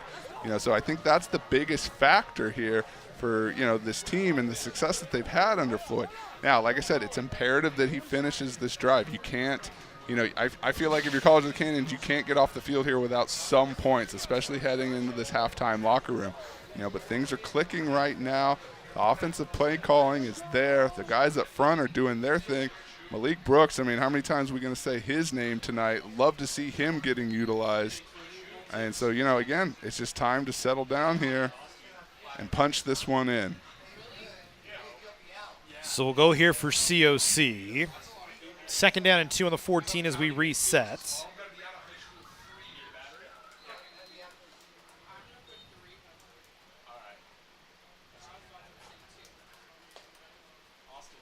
It'll be Floyd in the backfield. They'll send a man in motion. He'll throw here, looking to his right the whole way. Has a man in the end zone, caught. And we're waiting on the signal. It's a touchdown for COC. Lyndon Revere in the end zone on a strike from Emery Floyd. And again, the protection is there, and Floyd just finds him. That's a nice pitch and catch. College of the Canyons obviously taking advantage of the Fullerton timeout, able to get their play call set. So like we talked about, more importantly, you can have the perfect play call, you can have the spot on the field that you want, but if you don't execute, it's all meaningless, and that's a nice job of finishing the drive, finishing the task at hand, and keeping yourselves in this ball game. Momentum starting to shift a little bit here. It's the extra point up and through as Asa Johnson stays perfect so far on the year, and the Cougars now back within 6. Back within 5, 19-14 the score. As you look at the numbers for Emery Floyd now has become very efficient on the passing game. 6 of 10, 84 yards and a touchdown. The Cougars now really between him and Malik Brooks kind of using those two to their advantage. Brooks 37 yards on 7 carries, averaging 5.5 almost. A little bit of a two-headed monster on that last sequence. And again, College of the Canyons, look how big that those 2 missed extra points loom in this game. And really the one difference is the pick 6 early on. So we talked about that. If you can overcome those mistakes, buckle back down, get back into your game plan. We have so much football left here to play. We know this is going to be a back-and-forth match. Who's going to come out on top? Who's going to be able to take that last swing? 6 different receivers with receptions so far today for COC as well as Revere, Brooks, Taylor, Staples, Clark, and Royal, all with catches. As Tony Johnson will kick it away. As we sit in a 5-point game, closing in on the end of the first. That ball goes into the end zone, and going to bring it out from there is Fullerton. Across the 20, hit and knocked down at the 25-yard line. Believe was... That's going to be Mr. Varner coming in and just kind of closing that hole on the special teams unit. That's a nice job breaking down on the open field out of Frisco, Texas. And again, another one of those guys making their mark wherever they can here. It's Jacob Bergwell on the return for Fullerton as they'll send Brandon Nunez back out. Nunez last year in 11 games for Fullerton. He played in 11 games. He threw for 973 yards. They really haven't, I would say, utilized him in the passing game as much as you would have thought coming into today. As he'll throw this time and has a receiver open in Jeremy Gonzalez, and it's good for an 8-yard gain. Now we'll see what Fullerton, you know that they've got their 2-3-minute offense ready to go. And so again, another, chess game out on the field. Where are you on the field? How much time do you have? What are you going to employ? Not a hurry-up style yet, seemingly content to make sure that the play call is there. So Nunez will fake the handoff throws. That ball deflected but caught as it ran right into the stomach of C.J. Broy, and he's able to come down with it and get enough for a first down as it's a 3-yard gain. And that just barely got there off the deflection. One of those ones where I thought might come up a little bit short. But the Hornets able to haul it in here. So we'll go 1st and 10 ball at the 37. 2:22 to go here in the first half. Nunez, 3-step drop. Now he'll step up and run as he's flushed out of the pocket. Gets around one man, and a nice run from Nunez all the way up to the 50-yard line. Right at the midfield stripe, knocked down. It's a gain of 14. And a first down once again for Fullerton. Fullerton really exploiting that middle of the field. You see their big chunk plays. Most of their first down plays have come over the middle. That's an underrated part of Nunez's game, is his ability to run. This time drops back and throws it to Broy, who makes the catch, picks up about 4. Nunez last week, 12 carries, 59 yards, had 3 touchdowns. Did have a fumble that was unfortunately turned into a turnover for the opposition in Santa Barbara, but a guy definitely can show his legs at times as he's showing off his arm here on 2nd and 5. He'll give this time. Davis right up the middle. Going to be short of the first down by 2, so ring up 3rd down and 2 for Fullerton on the Cougars' side of midfield, spot at the COC 42-yard line. And that was a big run. You just got back behind number 78, Sammy Garcia, who cleared a lane for him, and that'll work every time for the Hornets. Nunez to throw here on 3rd and 2. Pass incomplete. It was intended that time for Fox Haugen, who didn't. Maybe just a busted route, it looked like, Jesse? Yeah, definitely no one in the area there, so you got to wonder what happened. And now another 4th down there at the point where you could gamble and go for it, but I think early in the ball game, they're going to just try and pin the Cougars back. And especially with a minute to go and try and get out of this, holding that lead that you worked so hard to build. So Mamana will Coach I down there running around. He's excited to get the ball one more time. Mamana will kick for Fullerton here. Cougars have Travis Royal standing back at the 10-yard line, and he immediately calls for a fair catch. Ball's going to bounce at the 5, and it's a good punt from Mamana. Fullerton almost botched it, though, trying to down it inside the 2 as nobody was ready for it. But they were able to do the job as it hit a couple of feet right at the 1-yard line, and that's where the Cougars will take over. See right there, you see they were kind of all standing around on the replay. So you got about a minute to go, about 99 yards. Now that's a full 99. I think the spot is exactly on the 1-yard line. And it's hard to tell with the old soccer goal on the, I think it's 99.5, I want to say. Maybe the nose of the football right on the 1-yard line. And again, you want to try and get points. You want to try and move the ball up. But I think more importantly here for College of the Canyons, at this point of the field, you cannot make a mistake here. Absolutely. You cannot put the ball on the turf. You cannot throw it up in the air. I mean, almost better to, again, you're striving for those yards. You're striving for every inch. But almost better to just kind of ensure that you don't give the Hornets another opportunity, because the way that this game has shifted in the second quarter, College of the Canyons looks to be in better sync. Cougars going to take a timeout here, and they took a long time getting out onto the field. I feel like that was kind of by design from Ted Iacinta. Said, no, we really want to talk this one over. And he was even trying to wave the boys back. No, just go back. We're taking a timeout. Go back. And I think that's what they're stressing. You have your timeouts. You can't take them with you. Again, this point of the field, you have to make sure everyone's dialed in on the same page. So the Cougars just one timeout left.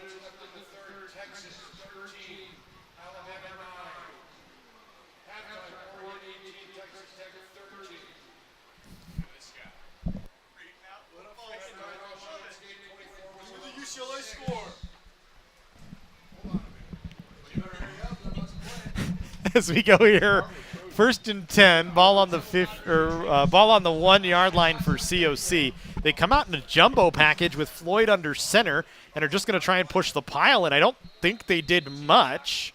Got the line of scrimmage, and that was it. Whew. Yeah, you know, trying to get yourself a few extra I understand the play call, yeah. Centimeters, whatever it may be at this point of the field. But, yeah, that's tough doing, and Fullerton knew that was coming, had their big boys stacked up front.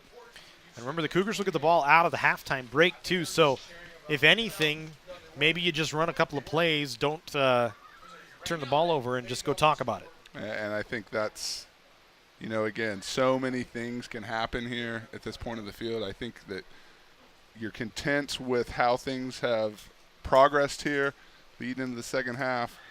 Why push the envelope? Why make a mistake Coach, here? I got to call a timeout with 2 seconds to go on the play clock here as he walked all the way down to the official down on the near sideline right at the goal line and said, I want a timeout with 1 second left. So 8 to go. That's the end of the timeouts for COC here in the first half. And so they'll talk about it one more time, run one more play and get into the locker room. And really, when you talk about it, Jesse, the way the game started with the pick six and Fullerton then coming back out after another interception, scoring a touchdown, talking about 12 points off turnovers. The result at the end of halftime, you take it in 19-14, not happy, but not upset necessarily. Exactly. You're right in this game. You've seen your team improve. You've taken their shot. You've made a mistake and lived through it. So, again, this is going to be a tremendous second half, talented on both sides of the ball. Two coaches that you know want to win this game for what it means the rest of the season going forward. And that'll do it for the first half. So 19-14 the score in favor of Fullerton. That was a loud whistle right at the end there. Oh, and Fullerton going to make the Cougars run one more play with 3 seconds left here. And they can actually, this is actually interesting, maybe a little bit too much time left. Folks, want to make sure you stick around at halftime. Forgot to tease it through the first half. But Got we a have tremendous feature for you from TSN in Canada. You're just excited that TSN from Canada came highlighting down. One of our most talented and athletic alumni here at College of the Canyons, Mr. Tim White, national champion in the triple jump. Might make the Olympics in 2024. An accomplished all-state football player here at College of the Canyons, a superstar at nearby Hart High School. And coming up at halftime, we're going to have a look at just some of his exploits and his story. Currently playing with the Hamilton Tiger Cats. And we want to thank Tracy Britnell and her crew at TSN for producing the package and sharing it with us here tonight on the Cougar Sports Network. Still at least one more play to run. Is actually 6 seconds put on the clock here. So now, if you're COC, I think you got to run something a little bit heavier than just this front formation, as Fullerton does have one more timeout. And an intriguing game of chess here between the two coaches. As Floyd that time, and a flag, and that might actually help COC. I think that's an offside flag.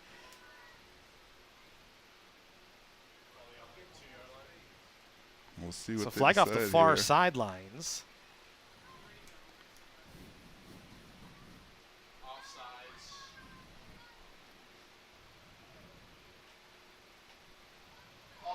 Yep. So that actually helps COC. So we'll replay third down with 3 seconds to go. And perhaps the longest 20 seconds in California Community College football just transpired. But we are happy to have it here. I was waiting for you to say it, not me.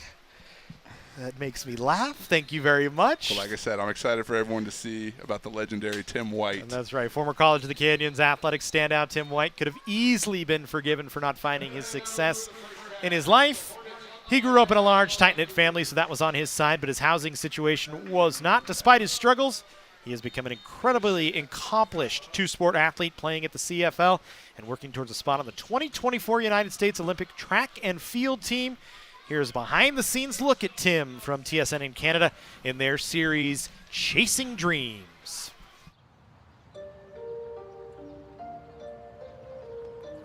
When I was 9, 10, 11, this was my stadium right here. Right down there again, touchdown Ticats, Tim White. They didn't have hardly any money. They didn't have a home sometimes.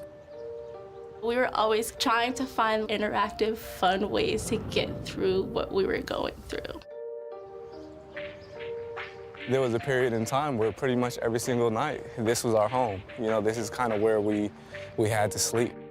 We would just find a little spot right here, and we would just pack up into a car, all of us.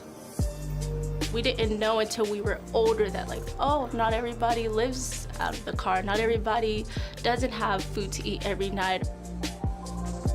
This kid's the best athlete on your team, and he's not eating. How much better could he be if he was eating?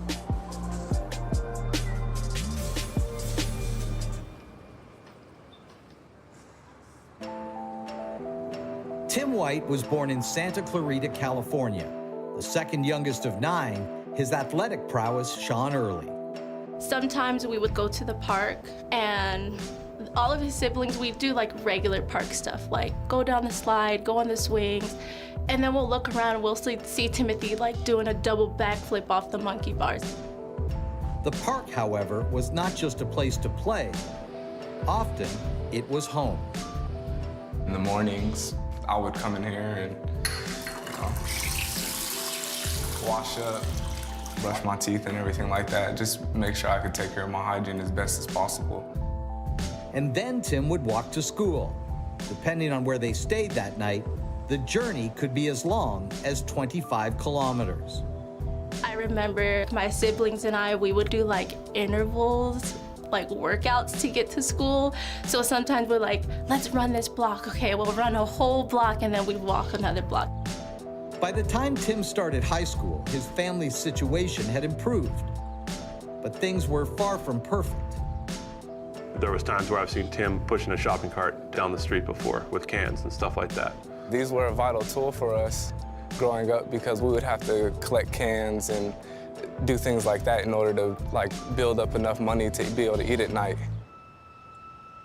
Though money was scarce, having a roof over his head helped lead to new pursuits. While attending Hart High School, Tim joined both the track and field and football teams. This is where it all started right here. I remember like it was yesterday, my first time being able to step out on the football field. I finally felt like I was getting my opportunity to be able to play organized sports. He's a freakish athlete. He's like just a kid who could literally do anything athletically. We haven't seen too many athletes like him come through the Hart program in my 40 years.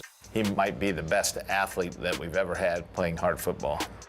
Tim was blessed with natural ability, but 2 things held him back. The first, poor nutrition. He was in roll call lines for our off-season weight training program. All I saw was this little skinny guy and didn't think much of him at the time. I'm like, dude, what'd you eat today? He's like, nothing. And it's like 3 o'clock in the afternoon by then. And I told him, I go, what if I started helping you out, like bringing you food or something like that? There were some times where I was hungry, and his wife and him would put out meals for me in the morning just so I can eat, have the energy to go to class, and come out here on the football field. If that lunch was still sitting there, I knew Tim wasn't at school on time or whatever the case was, so we were always able to kind of keep track of him. So I think it helped him become accountable and be more responsible. With food taken care of, academics was the next issue to address. I started off on junior varsity. This game week, I thought I was gonna show up and play, and my coach comes up to me, he's like, you're ineligible. I'm like, ineligible? What are you talking about? If your grades are not to this standard, then that means you cannot play for the team. He didn't have a computer. He didn't have the tools needed to be successful in the classroom. That was his environment that he was living in. Homework takes a back burner to trying to survive. Determined to play, Tim reprioritized and soon got the marks required to put him on the field. We were playing our crosstown rivals one time, and we were down by less than a touchdown with just seconds left to play. And I just made up some play to try to get to Tim. Kept alive! White's gonna break free!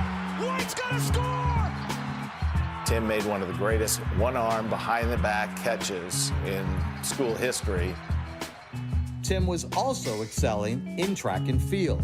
The greatest story was him becoming a triple jumper because it didn't happen until late in the track season. He just decided to do it just to goof around. And then goes out and wins it at a track meet, and then goes all the way to the state finals for it. Tim's accomplishments attracted D1 college attention, but his marks meant he would have to take the junior college route. College of the Canyons in his hometown of Santa Clarita was happy to have him. Right on, right on. He has our school records in all three, long, triple, and high jump. Also was All-American in long jump and triple jump, a state champion in triple jump. His impact was felt on the gridiron as well.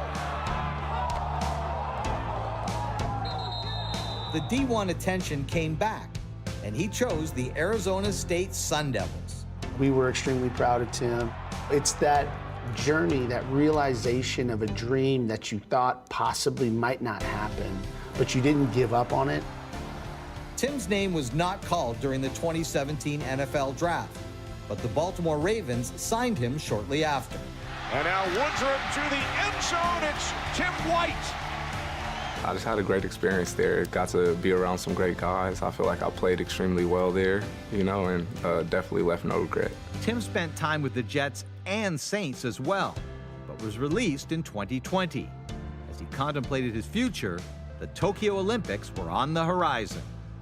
I had a month to prepare for the Olympic trials, and we did maybe 3 or 4 track meets, and I just tried to put my best foot forward and go out there and compete. To put in perspective, Olympians train their entire lives to just barely miss out on making the Olympics. If he had dedicated his whole life to being an Olympian triple jumper, there's no doubt in my mind he would break the world record. Tim finished 5th at the Olympic trials, missing the team by a mere 2 spots.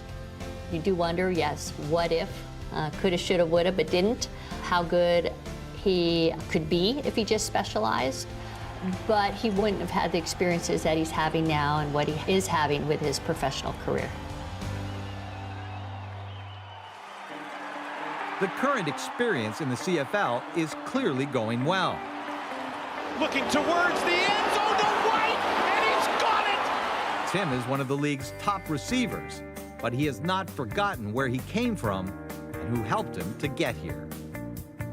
I definitely feel like people were just put in specific times. They were put there for a reason, and they were able to help me go to the next level and just continue to chase my dreams and continue to chase what I wanted to do. We knew he could do it. He's Tim White. We know he could do anything. Tim, even with the worst of circumstances, worked his butt off to get where he is now. He had to take those opportunities when it came about and make the most of them, and he did that. He's a tireless worker. I think his energy knows no bounds.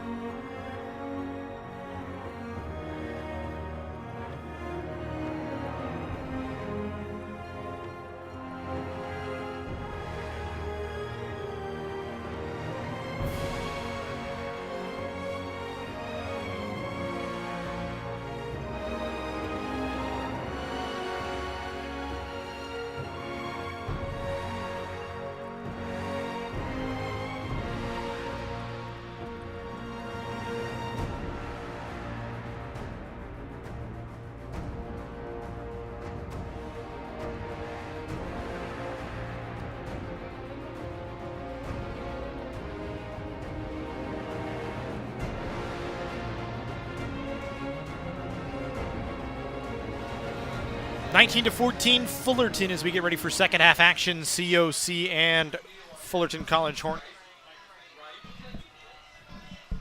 As the Cougars get the ball out of the second half, Jesse, and it's been a tight one. You take a look at a couple of touchdowns. The Emory Floyd strike late in that second quarter, and the Cougars right now, so we said trailing by 5. 154 total yards for COC, 173 total yards for Fullerton. Each team up over 10 first downs, 12 for the Hornets, 13 for the Cougars. It's been pretty tight back and forward, each team with a couple of turnovers. Nobody really has the advantage at this point. The difference, the pick six. That's kind of it.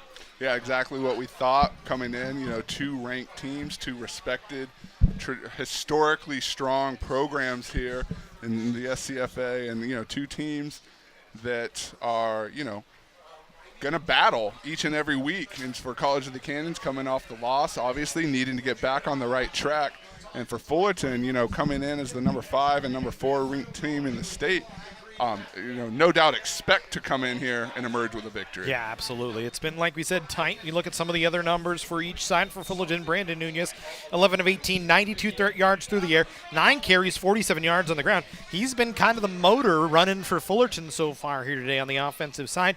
On the other side, it's really been the Emory Floyd show. That whole second part of the first half really came alive. 6 of 10, 84 yards, a touchdown. Had 10 carries for 14 yards. Malik Brooks, 7 carries, up over 37 yards in the game. So those are kind of your key performers on the offensive side for both sides. For COC on the defensive side, Johnny Smith has 3 tackles. Aaron Murdoch with 1. Will Mafu with 3. Timothy Jackson with 3. So a bunch of dudes with 3 as we look way down the list. On the other side for Fullerton, I think it's kind of the same. Really the big number for Fullerton has been the 2 interceptions into the hands of Jamari Griffin. Yeah, the pick 6, obviously a momentum swinger here in this game. College of the Canyons, kudos to them for responding the way that they did to claw themselves back into this ball game. And, if past indications are any source, College of Canyons likely to stick with the hot hand here with Emory Floyd. That's not to write off Dixon. If there's a need or an opportunity to get him some snaps, I think they no doubt will. But for right now, College of the Canyons, I feel like won that second quarter. You continue to go with what's working for you down the stretch. A pooch punt for Fullerton to start. The Cougars will take it right at the 25-yard line as it was fielded by College of the Canyons. I didn't see who actually picked it up. I think it was big number 56 for COC. And Yeshua Pineda, that was actually the man that made the return. So the Cougars will take it from their own 26-yard line. Then it was the football right on the 26, and we'll see who they send out to start here in the third quarter. On the offensive side is the quarterback for COC. That's really the question, as we've talked about probably ad nauseum here today. It looks like it is going to be Emory Floyd to lead things out for COC here in the third quarter. Cougars will start in 20 personnel with 2 backs in the backfield with him. Floyd will take the direct snap and keep it himself. Now he'll pitch back. Good read on the pitch, but not much room doing for COC. As an even better defensive read for Fullerton as the pitch was back to Joshua Clark. And I think it's going to be a loss of a yard. Actually, it's going to be spotted right back at the 26, so he gets to the line of scrimmage. And again, College of the Canyons continuing to showcase the many weapons that they had. We talked about Malik Brooks, 10 touches in the first half. Emory Floyd, did his thing, obviously. But there are a lot of guys on this roster and on this offensive unit that haven't even scratched the tip of the iceberg yet. This time it'll be Clark again on the run. Little dive down to the inside, and he picks up a good 7-yard, 8-yard chunk as it's Joshua Clark, the wide receiver, slotted in the backfield here in this 20 personnel look for COC. And again, College of the Canyons coming out at their own pace. No doubt want to play with some urgency, but don't necessarily need that up-tempo yet. It's more about going in and executing, taking care of the job at hand here. Empty backfield here on 3rd and 3 from the 33-yard line, so a 5-wide set as they brought the big tight end for COC in and Noah Staples. He'll kind of be in a slot receiver position just on the inside to the left of the line. Brooks out on the near side. He'll go in motion Stops behind the line of scrimmage. Now he'll stay in as a blocker. Floyd will throw, looking to the outside, nearly intercepted, knocked away. Good defensive play that time from Quentin Ashford that got his hands on it, and it'll bring up 4th down and 3. And again, Matt, I've said it a couple times. I think the most impressive part of this Fullerton defense has been its secondary. You know, cornerback, safeties, everybody running around out there, seemingly always right there, ready to make contact whenever the Cougar receiver gets the ball. And so far, that has been the difference. You talk about the 2 interceptions, obviously the pick 6. We don't want to keep harping on that. But this Fullerton secondary really leading the charge here tonight. Yeah, kind of sprinting around everywhere. They made a lot of plays, a lot of tackles so far. So it's going to be Gonzalez back to receive here on the punt from Johnson. It's a spiraling punt, and it's a good punt. A fair catch called for inside the 15. And the spot going to be at the 13-yard line. A dangerous reception there, yeah. Matt. He calls for the fair catch and then has to actually turn around and go over his shoulder. That gets away from him, and the Cougars are roaring, ready to go. It's almost one of those ones as well as that's kind of the old rule as a special teams coach. If it's inside the 50, don't catch it. Just get out of the way, let it bounce, see what it does. Worst comes to worst, it goes into the end zone. And I appreciate, the ability to turn around, get in position to make that catch, but you don't always have to show off your skill set in those types of situations. So we'll go here 1st and 10 for Nunez. Ball spotted at the 13 for Fullerton as they go to work in 11 personnel. Nunez will throw, looking downfield, trying over the top, has a man. Pass is caught right at the 50-yard line and stumbling out of bounds. I believe it was Christian Stewart. Yeah, I think that's going to be number 15. No, excuse me, it's 15. Leland Smith out of Houston, Texas. And you see, gets a little bit of an arm extension there right in front of the official. Obviously not enough to draw the flag, but did create some separation there and a nice pitch and catch for the Hornets. Longest throw of the day for Nunez. Longest throw of the day for either side as Nunez is going to have to tuck it and run as he's flushed out of the pocket. Has a lot of room to go, and he's going to pick up 10 yards. Give him 11 as he gets across the 40 all the way down to the 37-yard line, and Fullerton moving the ball quickly here on their first drive of the second half. And he maybe even could have gotten a little more. Looked like there was a little wider of an opening if he broke it off to the left. But again, a nice job of that offensive line to kind of shift things over that way, seal, and let their quarterback get outside. 1st and 10 ball, the COC 37, so Fullerton moving quickly. They'll hand off this time to Davis, hit in the backfield, then brought down on a second effort. Alimayo was the first one in there, or the second man in there. As first contact, I believe, might have been Murdoch, I think, flying through the middle. No, excuse me. Alejandro was the first one flying through the middle. Yeah, 2 names we've called a couple times tonight for the Cougar defense. And again, kind of a transition from last week as well. Those were 2 of the leaders out there. I expect to see more of the same here. 2nd down and 10 ball at the 37. Davis stays as a lone back for Fullerton here as they'll shift the pocket to the right. Nunez throws underneath. No tackle made as slipping it was Gonzalez, and he gets inside the 25 all the way down to the COC 19-yard line. And Fullerton once again in the red zone here. Timothy Jackson met him at the sideline, just kind of tried to overpower him instead of wrapping up and taking him down. And that is something Coach Corbett will no doubt preach next time he comes to the sideline. So now Fullerton in the red zone. Nunez will keep. Slips 3 tackles. He was wrapped up in the backfield, it looked like, as first in on contact was Murdoch, and they just couldn't bring him down. Yeah, Cougars made the recognition quick enough to not fully bite on that fake. But then you see just gets past a couple arm tackles. And we've talked about a lot already Emery Floyd's size at 6 foot 200 pounds. Nunez, an even bigger body, 6'5", 225, and certainly has shown his ability to run and break some tackles. He's a tough tackle trying to bring him down. So he'll go here on 2nd down at about half the chains. He'll hand off to Davis, who has a huge hole, scampers towards the end zone, tripped up, and he's going to be a yard short. So all the way down to the 1-yard line, and Fullerton a fresh set of downs. 4 downs to get a yard here if they want it. And Fullerton in business here, seemingly moving the ball at will. Ali Mayo was a touchdown-saving tackle as now Nunez has Davis to his left. They go quick. Davis dives into the middle. He'll get into the end zone. That should be a Fullerton touchdown as it is. So the Hornets come out and are very efficient in their first drive of the third quarter, methodically drive the ball downfield. One big play, a couple of good runs. Davis finishes it off for his second touchdown of the night, and it's 25-14 in favor of the Hornets. Yeah, that's a Fullerton offense that came out here in this second half with a game plan for their first series and did a tremendous job executing that.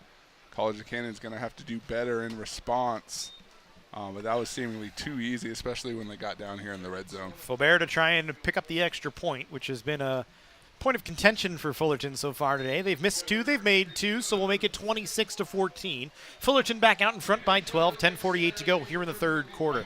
Remember, folks, at the end of the game today, actually we haven't mentioned this yet today, COC brand new thing this year, Chick-fil-A helping sponsor College of the Canyons this season, sponsoring Cougar football, and they will provide a player of the game. At the end of the game, he'll get a free meal from Chick-fil-A. We'll either have that player for you or we won't. We'll try and figure it out. It's kind of a tough sell for us, but either way, Chick-fil-A providing player of the game, a nice meal for one of the Cougar student athletes today who's deemed the player of the game. We'll try and have that for you post-game. We'll keep you updated, but nonetheless, we want to thank Chick-fil-A for that. Very excited to bring on Chick-fil-A to our family of sponsors here at College of the Canyons and Cougar football.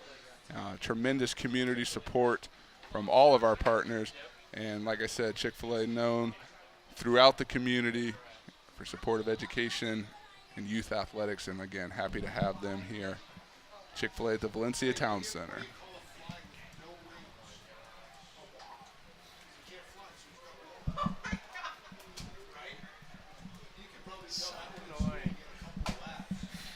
So the Cougars will stand back to receive. Smith and Hall standing back at their own 10-yard line. This one a deeper kick. Hall will take it at the 5 and bring it out from there. Gets met at the 20-yard line, still trying to drive ahead. He'll get to the 21, and that'll be it. So the Cougars will take over there. Matt, another important drive here for the Cougar offense, not in terms of the time on the clock, but it's just the response needed to continue in this back and forth game. This is one of those ones you can't let yourself fall back 2, 3, 4 scores. College of the Canyons down by 12 here, itching to get back into this one. Much like they did in the second quarter, swing that momentum back in their favor, because Fullerton came out and, while it belonged to Canyons heading up the stairs to the locker room, I feel like Fullerton's come out and seized that since then. So we'll see Emery Floyd to start things off here for COC. Cougars a little late to get a body onto the field, so they got a delay here. Plenty of time on the play clock, though, so they'll get themselves set and get themselves right. Floyd will throw to the outside. Pass is caught. Unable to get the corner, but getting a nice little chunk of yards that time for COC was Damon Barkus. Call it a 7-yard gain. It'll be second down and about 3. And that's a play that's worked consistently for College of the Canyons. A little swing out, not quite the flat, but heading over to the sideline. Didn't have the sideline angled on at that time, but it's just coming right in. Eventually to be able to turn and get upfield, that's going to bode well for the Cougars. So second down, we'll call it 3. Floyd in the backfield will give to Brooks, who tried to dive around a tackle and could not. Meeting him there first was, I heard 95, Jordan Crawford. So we'll go with that, and we'll call it third down and about 2.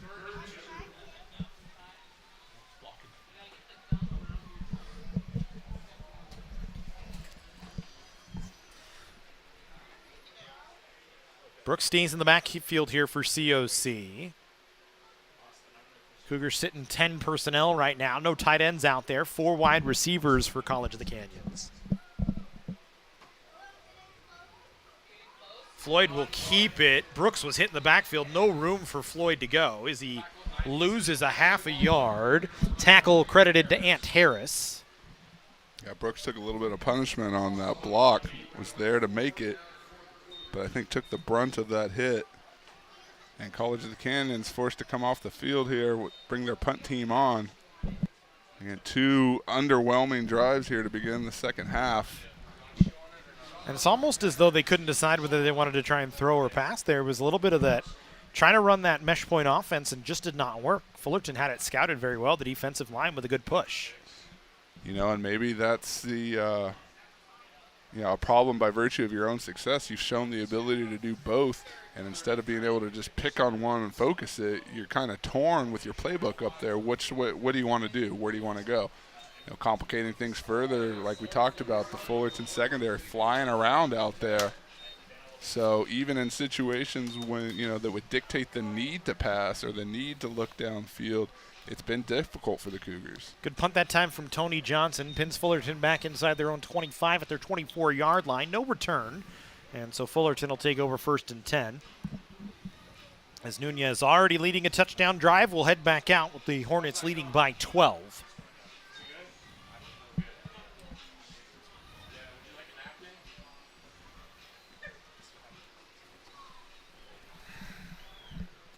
So it'll be Nunez and Davis in the backfield for Fullerton. 3 wide for the Hornets as Nunez will hand to Davis, and he's able to pull the pile ahead. First contact that time from Mario Kiajczyk. And it's a gain of, we'll call it 2 yards, bring it 2nd down and 8. Kiajczyk, one of our players from outside the state of California, Wyoming Cemetery out of Kensington, PA.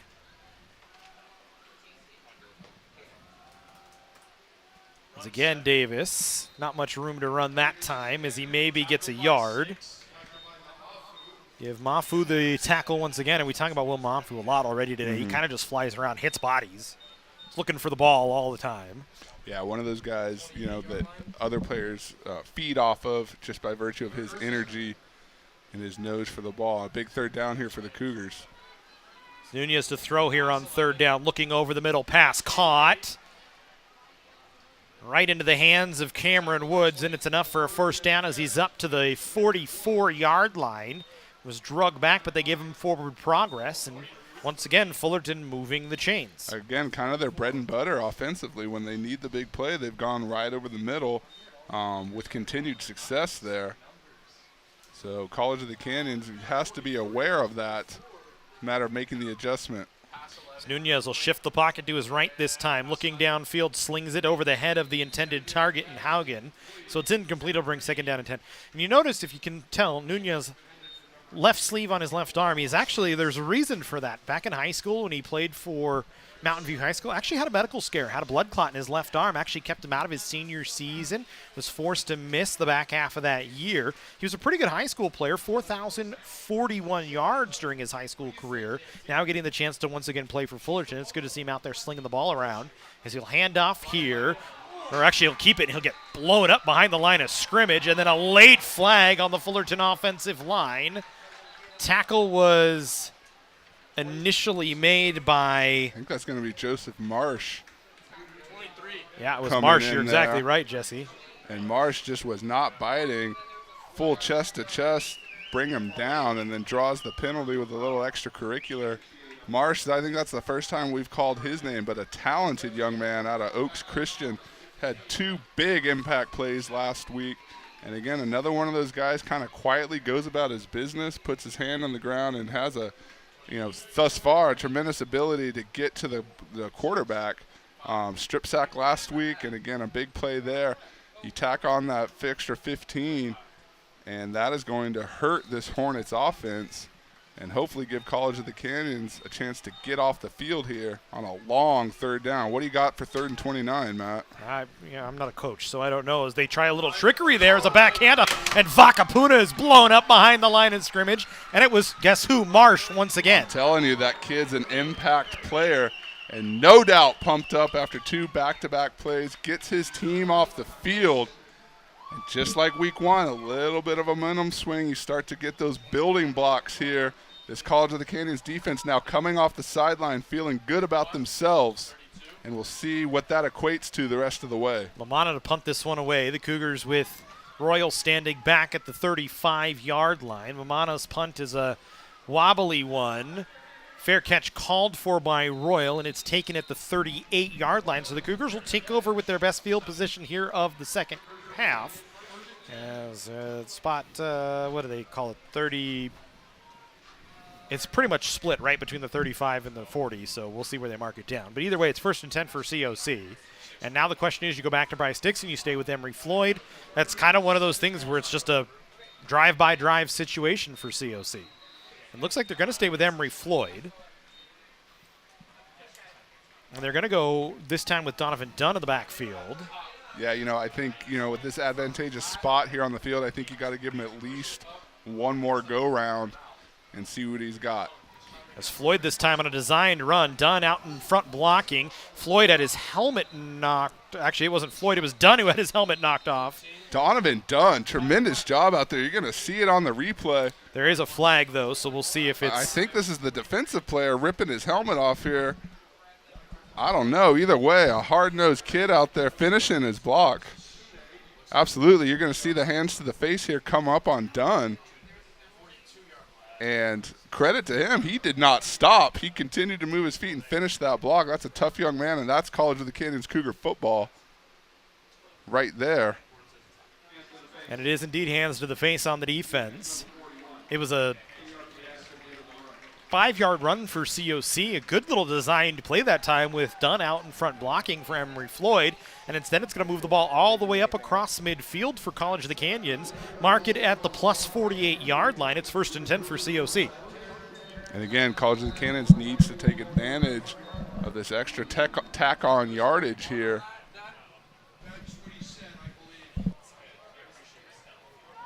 Lining back up here, Emory Floyd. 4 wideouts. As they'll stay this time with Brooks in the backfield, so Dunn does his job, has to come off because his hat got knocked off. 3 wide to the far side for Floyd. He'll keep. He's got to slip a couple of guys as Fullerton was in the backfield with him and did a good job to pick up 2 yards, as blowing up the play initially was Ryan Alamo. And you see Floyd here again, not that elusive speed there, but just that ability to sidestep, get upfield, make something out of nothing. What do you get? 2 yards there? 2 but yards. Again, as opposed to taking a sack, and the ability to, continue to do that when something's not open, just, hey, tuck your head and go, get positive yardage. Well, by my eye, too, very poised. Kind of doesn't slip guys in the traditional sense that you're used to seeing. Kind of just waits and lets guys overrun him and then takes off. As he'll go with 2 backs in the backfield this time, as they'll fake the handoff to Brooks, throwing downfield on a little wheel route. Pass is caught. Inside the 25-yard line is Joshua Clark, and a great design for COC as they move the chains and have another first down. A nice job by Malik Brooks, just running his route to perfection. Kind of stalls right there, and then boom, hits that extra gear to get open. It's actually Clark, I think, that made the catch. Yeah, you're right. Brooks you're was right, the Matt. decoy man on the wheel route. So I bid on that, but there it was Clark. It was another big chunk there. And College of the Canyons nearing closer and closer to the red zone, looking to continue to take care of business here. Ball spotted at the 21-yard line, 1st and 10. The Cougars need a score right now. You're trailing by 12.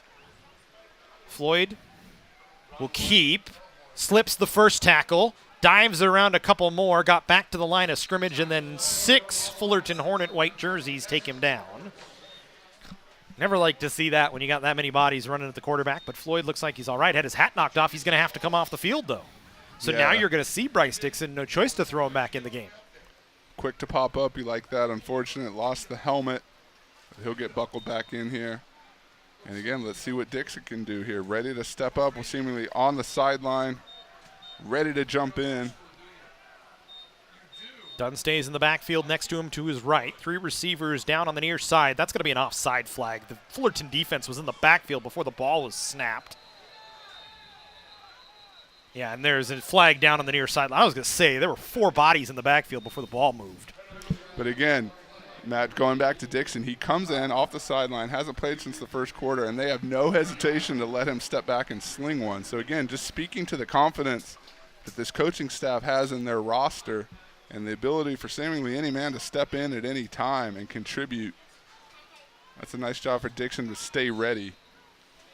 So it's a 5-yard penalty for Fullerton here. It'll bring it all the way up to the 15-yard line. The Cougars need to get to either the 10 or the 11. I can't tell where the sticks are. I think it's the 11. So we call it 2nd down and 4. Floyd back in there here on 2nd down. has done to his left this time. And now a whistle, and the Cougars didn't get the playoff in time. So you get the 5 yards on the offsides, you then don't get the playoff in time, and you move it right back. So we're right back in the same situation we were. And you can tell that's something kind of will peeve the coaching staff. You know, you look at Coach I down there, hands on his hips, just kind of, come on. But again, nothing too backbreaking, you hope.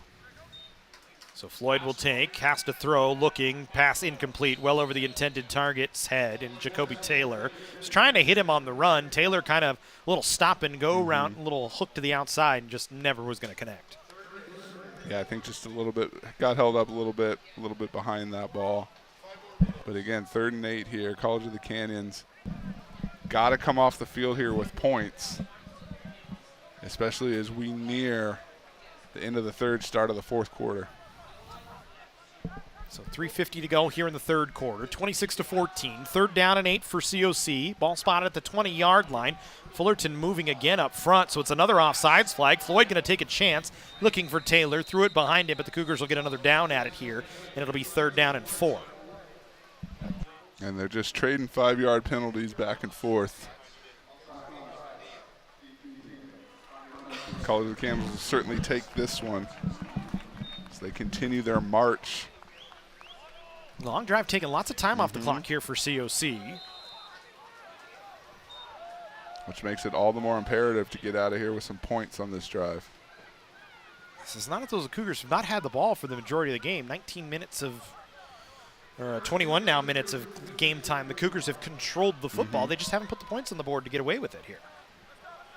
So we'll go 3rd and 3 now. Ball spotted at the 15. It's still 3rd and 4, actually, as it needs to get to the 11. 5 in the backfield. Floyd going to design quarterback keeper. He's going to get to the 15, maybe the 14, brought down by a bunch of bodies. Jordan Crawford was one of the men in there to hit him. And now it'll bring 4th down, and the Cougars will send out the field goal unit, just trying for points on the board here. As Asa Johnson will come out to kick. You know, close enough, you got to figure they at least thought about what to do here, you know, with a 4th and short. But I think the right call to get points on this board here, continue to play your game. They can execute on this kick. First field goal chance for Asa Johnson this year. And it's blocked by Fullerton. And Tony Johnson able to recover it all the way back at the Fullerton 36-yard line. But the Hornets get a huge block right up the middle. Kick looked like it was a bit low, too, off the foot of Johnson. Oh, and it was leaping the line. Big number 20, Branson Tita Nawal jumped the line and was able to make the block. Yeah, that's just an athletic play. I think you weren't allowed to jump the line. I think as long as you don't use anyone to boost. So if he had the athletic ability to straight flat-footed jump, as long as you're not using someone to propel yourself over, I think that's okay. But, I mean. And that's why you're in that chair, and I'm in this chair, and you can correct me. That's still a tremendous job, a flat-footed jump to get up over that ball. And another one of those swings that the Hornets are going to try and take advantage of here. See how College of the Canyons responds. As they bring out a new quarterback here, it's Nathan Cornley out at the QB position. He shifted the pocket, he threw it. A pass was complete out to the 41-yard line, connected with Jonathan Gonzalez. And again, Cornley will stay in the backfield here. So interesting. I wonder what happened to Brandon Nunez. As he had been running the offense, Cornley, the 3rd-string quarterback, got a couple of downs last game, but not many. As he'll give to Vakapuna, who's met in the backfield, able to still work his way back to the line of scrimmage. That'll bring 3rd and 5 here for Fullerton. You know, Matt, it might be for the Hornets just another one of those things, much like College of the Canyons, where you got a lot of guys that you want to see get some time, get some tape out on them. And if the Fullerton coaching staff feels they're in control, what better time to wheel out a guy here in the last couple of minutes of the 3rd quarter. And I do see Nunez standing on the sideline with his helmet in his hand, so maybe you're exactly right, Jesse, as it's just an opportunity for Fullerton to see somebody else. Cornley, 5-step drop, dumps it off over the middle. Pass is complete on the man cutting back through, and Jordan Tate. He's got plenty of room to run across the 40, still on his feet, cuts it back to the inside, down to the 30-yard line for a big Fullerton gain and a 1st down. Again, going right back to it over the middle and then able to bounce it out. And College of the Canyons, has a couple guys in the area. Got to do a better job tackling, especially when you got them hemmed up on the sideline there. So Cornley doing a nice job here, taking over for Nunez. Takes the direct snap, hands it off to Davis III. Tried to cut it back to the middle. Was met in the backfield by Alameu and knocked down, loss of a yard. So it'll be second down and 11 here. Alameo, again, doing a nice job flying around. We've called his name a bunch tonight. The College of the Canyons, now is the time. You got to make a play here. The clock continues to tick. Yeah, definitely not on your side right now. With 1:08 to go here, Clipper Lee stays in the backfield with Davis. Hands it off. The ball's on the ground. Jumping on top of it were a couple of yellow jerseys waiting on the signal, and it's COC football. Third time today that Fullerton has put the ball on the ground. Coming out with it was Carlos Meza. Again, second time in as many weeks. Almost on cue right here in the third quarter. You look at this handoff. Getting a little cute here. We saw Nunez do the same thing. I saw him do it, and I thought the same thing then. It worked out. But again, you put the ball on the carpet, this point of the field, this juncture of the game, and Meza, a tremendous job getting the ball back for his side. That ball was loose for a long time on the ground. A lot of bodies running at it. Rolling around, and that's why it's so important to be in position and swoop it up. But again, a big momentum swing here, and you see Coach Corbett down there applauding his guys and their efforts. Two backs in the backfield for Floyd. They'll hand him Malik Brooks. He's got the edge this time, then got tripped up. Looked like he had plenty of room to run, and a big chunk saving tackle that time by might have been Hassaneth. We'll see here. Brooks just really moves well when he bounces it outside, and just got him around the bottom of the foot. Branson Tita-Noir has been all over the field today. You talk about him, you talk about Jamari Griffin have been the guys for Fullerton so far on the defensive side. So now there's a timeout on the field. Oh, I see. Thank you, Emery. Yeah, I think he kind of got rolled up on from behind. He was up downfield trying to make the block. We'll see if we can get a closer look at it, but just one of those unfortunate when you can't see what's coming at you, you're going to work doing your business. And you kind of see right there, just gets rolled up on and immediately tries to get up. Good thing we know he's in good hands there on our sideline with our athletic training staff. We'll go second down and 5. Pitch this time to Brooks. Cuts it back up the middle.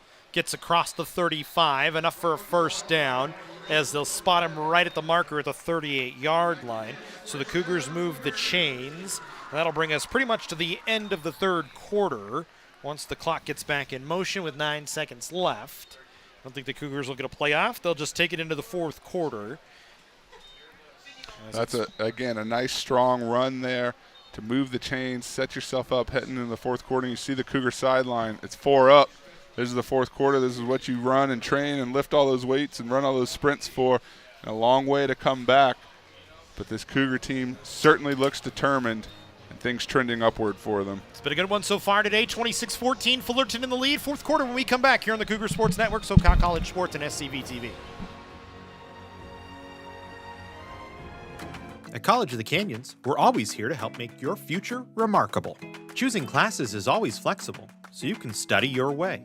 Learn at one of our 2 state-of-the-art campuses, or from home with our online options. Tuition is always affordable, with classes starting at just $46 per unit. We offer financial aid and 0 textbook cost classes to help you save. Always flexible, affordable, remarkable, always College of the Canyons. Visit canyons.edu/schedule now.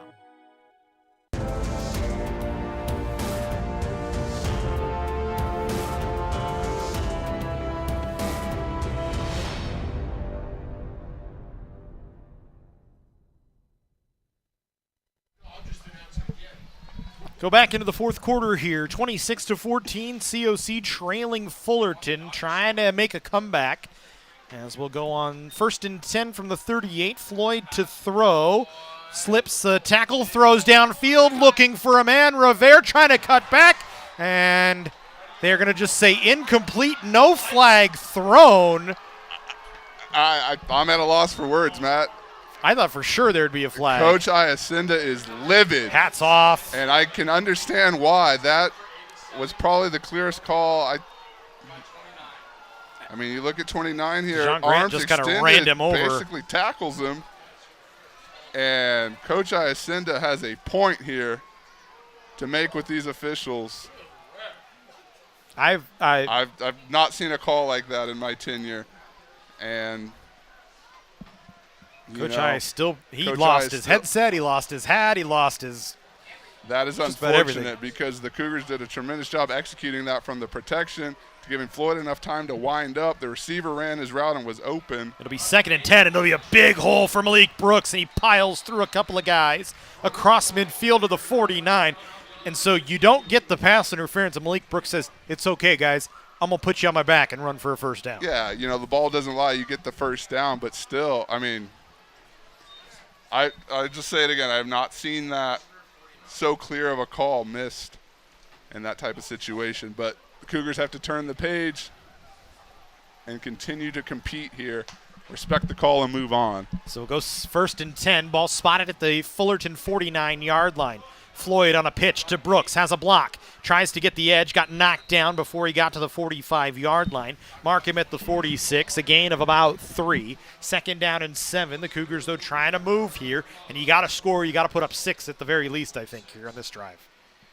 And even more frustrating for the Cougars, they felt like they put up 6. They executed the play to get 6, and to find themselves still at midfield. Coach Iacinda pacing like a tiger in a cage down there. He is still Cougar in a cage. Cougar in a cage. That's even better, but he is still livid. Floyd stays in the pocket, throws over the middle, pass incomplete, looking for Damari Smith was trying to hit him. And you know what? Floyd took a pop there, but you got to like it. Stays in the pocket, not afraid, firing the ball downfield. And again, he's, in these last 2 windups, he's had the protection to really kind of show off what he can do with his arm strength there. Hasn't had the opportunity to go that deep that often, but certainly has the ability to do so. So we'll go here on 3rd down and 7. Ball at the 46. Floyd with Dunn in the backfield next to him. They'll look at the sideline for a change of the play with 12 seconds on the play clock. Floyd up at the line, hollering out instructions to his offensive line. He'll take the direct snap, looking left the whole way. Pass incomplete. Looking for Rivera once again. He couldn't make the catch. And it'll bring up 4th down. And now if you're COC, you're in one of those spots where do we go for it or do we kick it? And it looks like no decision. They're going to send the punt unit out. Again, just infuriating the way that sequence plays out. College of the Canyons, found the big play, dug deep and found it, executed it. And to not be able to bear the fruit from that and to turn the ball over, have to punt and come off the field is disappointing. Johnson, who's already pinned him inside the 10 once today, this time will pin him inside the 20 as it skips out of bounds at the 16-yard line. No return. Matt, that being said about the disappointment, watch if this Cougar defense doesn't come out here and rally right now. I mean, this is a blue-collar team that's going to come out and go back to work here and try and do everything they can to get their team back in the game. We already saw the turnover the turnover with Meza. We've seen Marsh come in and make a big play. We've seen a lot of guys out there put themselves into position. Well, this team as a unit historically, especially under Coach Iacinda's tenure, when Coach gets fired up, they generally get fired up with him. Now the question is controlling that fired up, because we've seen in the past taking some penalties at that point in time. As Nunez back out in quarterback here. So just a 1 drive off for Brandon Nunez. He's going to swing it out in the flat on a little wheel route. Pass caught by Davis the third, and he gets a nice little chunk. Actually, he gets enough for the first down. He gets 11 yards. Yeah, kind of did a good job getting up to the sideline. A lot of Cougars kind of strung out trying to make their way to him, but had enough to slip through and move the chains. And now let's see, Fullerton's no doubt has to kind of slow things down here, kill some of this clock. As Nunez will give it to Vakapuna. He's met in the backfield, slips a couple of tackles, ends up losing a yard, but did a great job just to get to that point, as there were 4 yellow jerseys that had a hand on him and couldn't bring him down. And again, a nice job, College of the Canyons, kind of just staying lateral, stringing that out to the sideline, knowing that you had your contain on both levels there to get to him. Second down and 10. Ball still spotted at the 24-yard line, so it's a loss of a yard. Call it second down and 11. Nunez will keep this time. Gets wrapped up by, guess who, Will Mafu. Where have I heard that name before? And again, tremendous job just tackling, not only making the tackle, but wrapping up. You know, we've seen Fullerton a couple times be able to break through some of those arm tackles, get the extra yards. But you bring up almost all of them are pivotal now, but another key third down for College of the Canyons with a little over 12 minutes and ticking here. Mafu with 4 tackles on the day. 3rd and 5 for Fullerton. They're going to go 5 wide here on 3rd and 5. Nunez taking his time. Takes the direct snap. 3-step drop. Now wants to step up. Slings it over the middle. Pass is caught. And it's Jeremy Gonzalez just in an empty space in the middle of the field right at the midfield stripe. And it's a first down for Fullerton. Again, back to that bread and butter. He had him spread out right to the right side, and he just comes right across the middle, settles there, and waits for the opening, waits for the receiver to get him, or excuse me, the quarterback to get him. 5 wide again. Now there's a flag as the play is not going to get off, and probably a good thing for Nunez as Colquitt was in the backfield chasing him down, and I believe there's going to be a false start flag on the far side of the field. Yeah, Colquitt had a step, and he was coming. He was wide open. And, you know, we talked about, too. Sometimes Cougars have a tendency to get a little too fired up when Coach I gets fired up. Shows some of the maturity off some of these guys, as Colquitt had an easy chance to take a pop, even though the whistles were there and just didn't do anything. No doubt. And we saw a similar play before where the guy takes an extra 3-4 steps and does it. So good restraint, being able to contain that emotion, which there's no doubt a lot of down on that field. Nunez will shift the pocket, throws over the middle, pass in the air, intercepted by COC. A deflected pass, picked off by Mackay Newton, and the Cougars get another takeaway, their 4th of the ball game. Mackay Newton out of Golden Valley High School coming up with a big play for the Cougars off the tip. And College of the Canyons is back in business with 11:23 here to go. It's the exact play that Coach Corbett needed from his defensive unit. And let's see if we can turn the tables here for the Cougars here. And that one, Nunez just a little bit too much on it. Zipped it towards Broy, who was still turning in his route. It went off his hands. So now the Cougars go back to work. 1st and 10 on their own 45-yard line. Emery Floyd stays as the quarterback. I believe it's Malik Brooks to his right here. Floyd will throw, looking right, pass complete to a wide open target. That's going to be Damari Smith over there on the sideline. Forgot to flip my board. I was looking down for 11 and I saw Fullerton numbers. Hauled it in and tried to juke and jive to get a few more. But a nice positive outcome there on first down. 6-yard gain for the Cougars here. And College of the Canyons needs to continue to build on that. We've talked about it a couple times. You get the turnover, you get a positive play on first down. Now let's continue. Little things become big things. Let's continue to move forward and play mistake-free football, Matt. That's the most important thing right here. Brooks to Floyd's left. Floyd throws incomplete, and maybe lucky it wasn't picked off as he was trying to find Smith again. Running towards him was Kanari Kearns, and I don't think Kearns ever saw the football because he could have made a play on it. Absolutely. I don't think he even looked up. He was locked onto that receiver, and kind of ball, I think, might have crossed his face there. Yeah. So a break for the Cougars, and could it be more pivotal of a third down here? College of the Canyons really needs to maintain possession. Got to get to the plus 45. Ball spotted at the plus 49.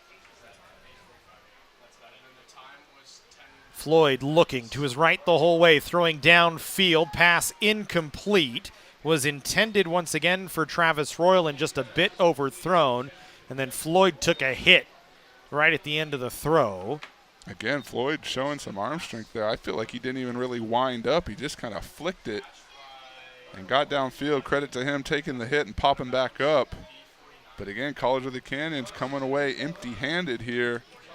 You know, the big turnover was nice, but it doesn't mean anything if you don't execute on that. It's the 4th turnover on Fullerton and the 4th time the Cougars really have not, other than the fumble early in the first half, only 7 points off those 4 turnovers so far. have not been able to capitalize. As a fair catch made at the 15-yard line by Fullerton. A good punt once again from Johnson. Fair catch was made by Jeremy Gonzalez.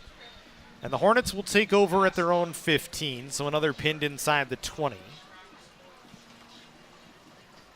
And we talked about the special teams unit. Didn't really get to see a lot of them in here in week 1. Having an opportunity here tonight. Fared well for this Cougar team. You know, it's just that Fullerton has been able to overcome that field position. The big number of the day so far is 3 of 12 on third down for COC, just 25%. Fullerton 8 of 12. So it'll be Nunez in the backfield with 2 backs. I would imagine Fullerton a steady dose of Davis the third as he stiff arms the first man. Can't get around the second and the third as Massey, one of the guys, in on the tackle. It's a gain of maybe 1.5 yards, 2 yards. It'll bring second down.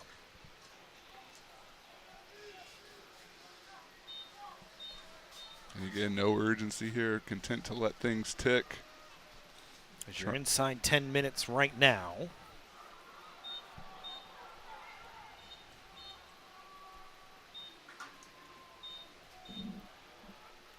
Nunez will send a man in motion here on second down. Wanted to throw. He's going to get wrapped up in the backfield for a sack.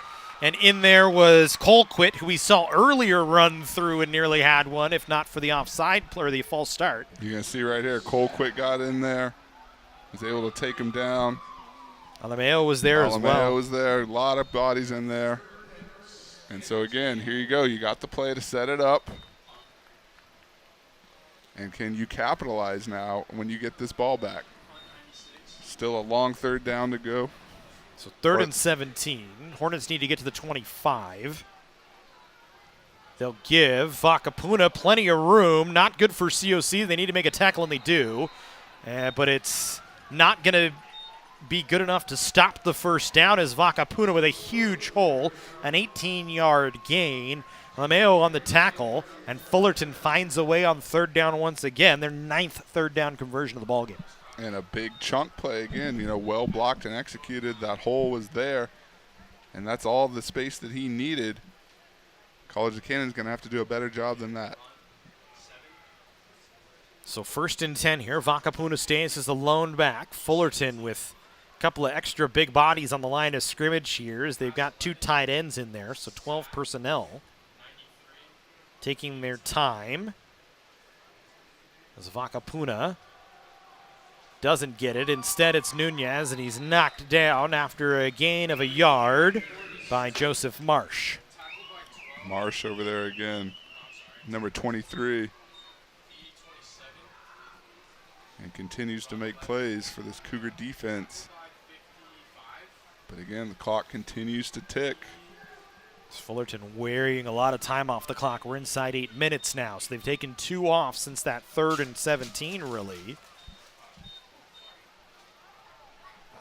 Taken every ounce of the play clock they can, which is sitting at 10 right now. Again, 12 personnel, that 2 tight ends set for Fullerton right now.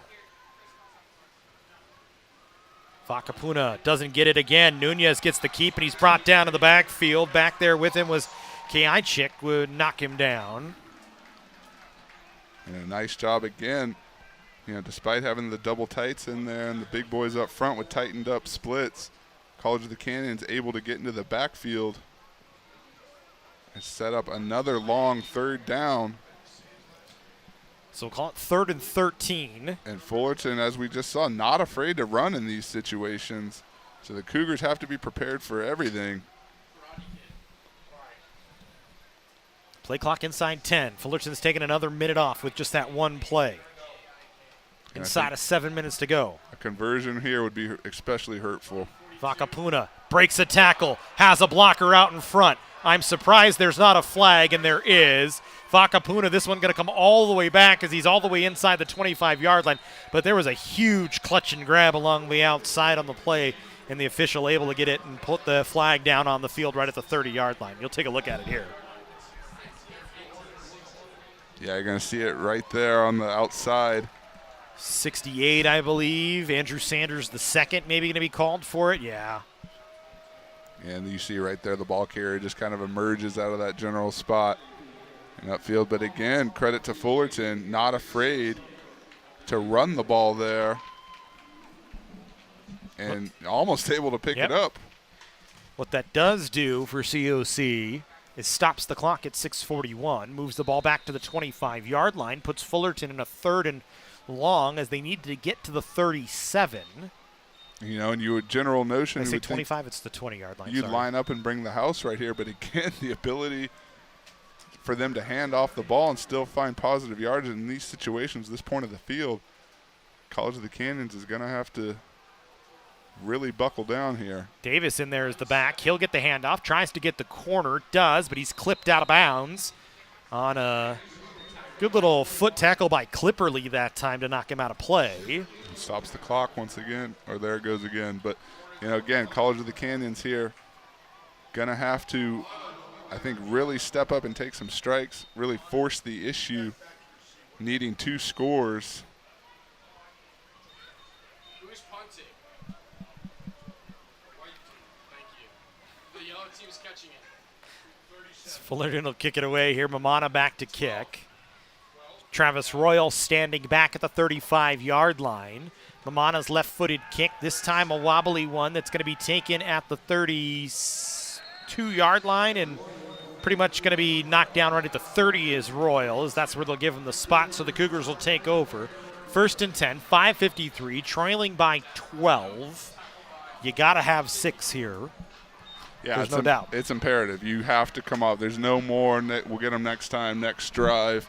See what happens. You have to force the issue here. You have to get downfield, and you have to come away with points. Remember, Chick-fil-A providing a Player of the Game sponsorship. We'll give one of the student athletes some food after the game.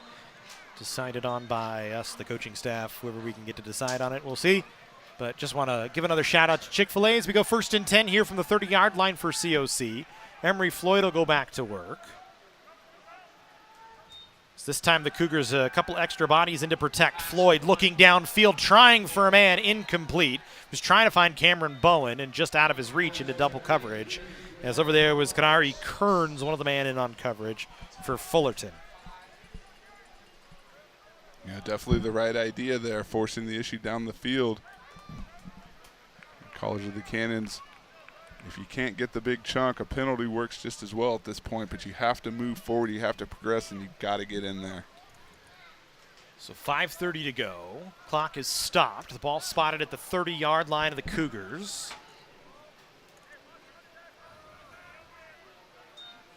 Floyd has Brooks in the backfield protecting. Pass along the outside.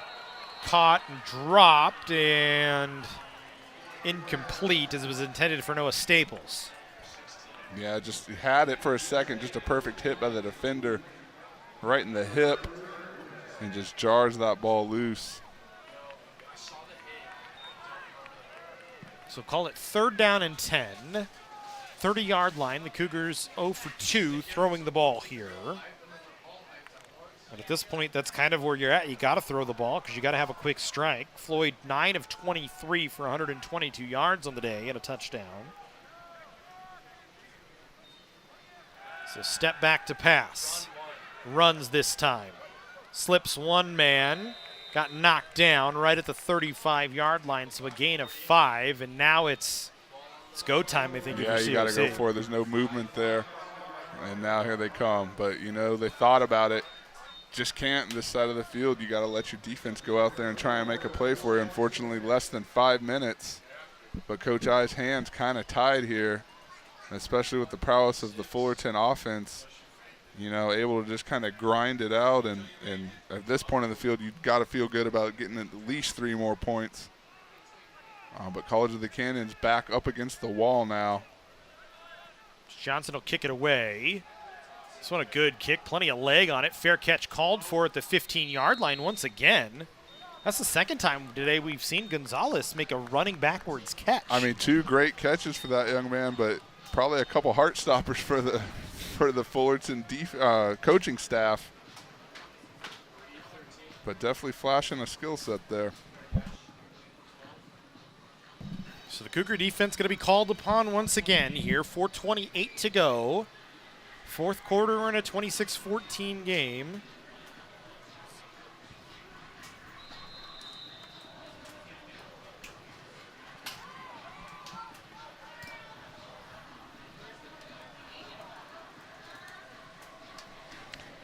Well, let's see, Matt, who's going to make a play and who's going to finish this mistake-free. Fullerton in control, clock on their side. College of the Canyons with a lot of fight left. As they'll give Davis the third, fighting his way up the field, picks up 5, maybe 6 yards. And a nice little run for Davis, as he's had a nice little game.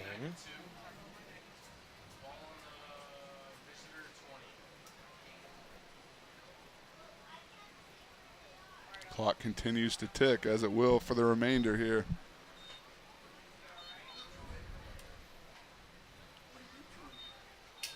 Under 4 to go.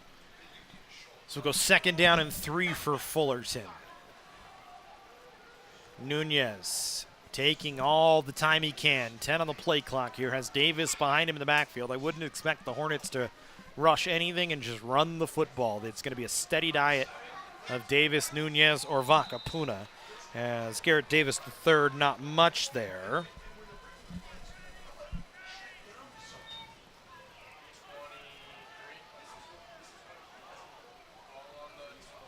So we'll call it 3rd down, or 4th down and 4 here for Fullerton.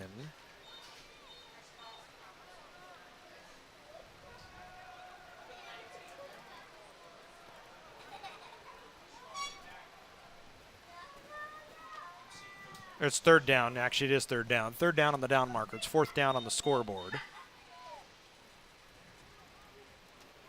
So Nunez taking his time. He's going to run it. He's going to try and get the edge, and a 1st down and more. He's inside the 40, cross midfield, down to the Cougar 40-yard line, drugged down at about the 35, and that might just about do it for Fullerton here. As a huge run for Nunez.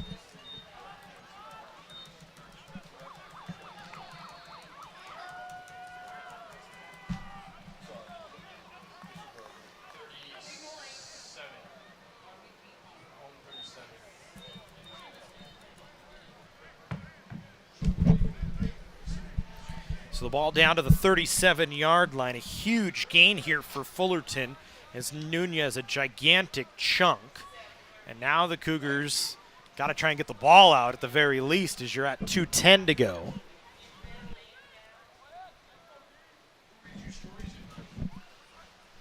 So Nunez will give Vakapuna.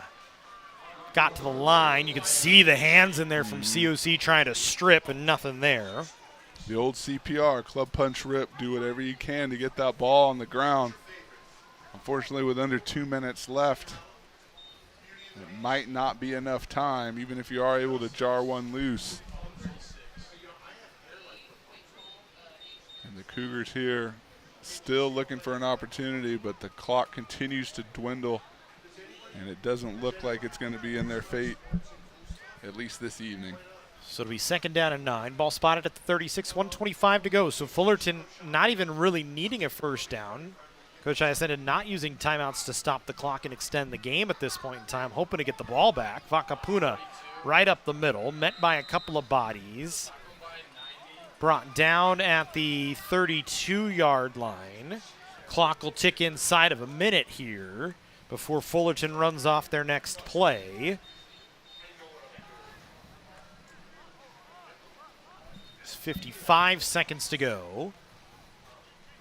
3rd and 5 here for the Hornets, and they can pretty much take this one all the way down inside of 30 seconds if they'd like. Maybe just a second short of it. There's about a 1 second difference between, they'll take it down to 31. There's Vakapuna on the handoff. Not going to have enough for a 1st down. Cougars aren't going to call a timeout, and that will pretty much do it for the ball game as Fullerton can let the final few seconds run off. They'll take it a 26-14 victory over College of the Canyons. For Fullerton, they improve to 2-0 on the year. For COC, they fall to 0-2 for the first time since 2014 when they lost to Mount Sac and Citrus. That year they finished 4-6, hopefully looking for a better outlook this year. When we have a moment, the player of the game today for COC is Joseph Marsh. Had a nice game defensively for the Cougars, as Chick-fil-A going to give him a gift card for some food. Marsh, 3 tackles, all of them solo tackles, 2 tackles for a loss for 5 total yards. So a nice game for the young man. Made a couple of big plays, just on the wrong end of the outcome today for COC. Yeah, continues to be an impact player through the first 2 weeks of the 2023 season. Had another strong game tonight. And look, hey, both sides of the ball had their moments. The defense came away with some stops, some turnovers when they needed to. Same with the offense. I liked what I saw at Emory Floyd. But this was a tough Fullerton team. And I think the coaching staff would agree, the mistakes set you back in the first half. And from there, it was just trying to play catch up. So hats off to the Hornets. And congratulations to Joseph Marsh. And a special thank you to Chick-fil-A for sponsoring our Player of the Game segment. So a 26-14 victory for Fullerton. They take it and move to 2-0. The Cougars fall to 0-2 for the first time since 2014.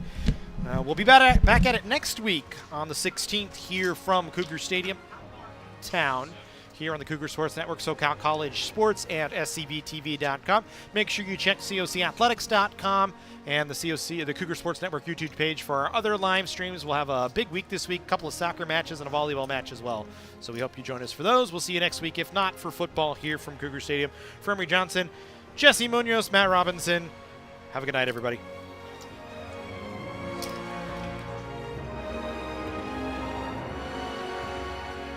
At Jersey Mike's, they freshly slice your sub right in front of you, which takes some training.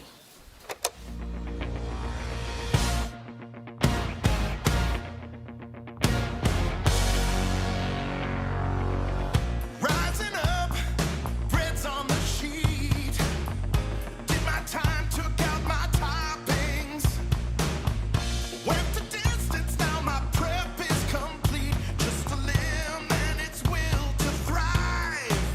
It's the arm of the slicer, it's the thrill of the slice. Freshly sliced before your eyes, unlike our rivals.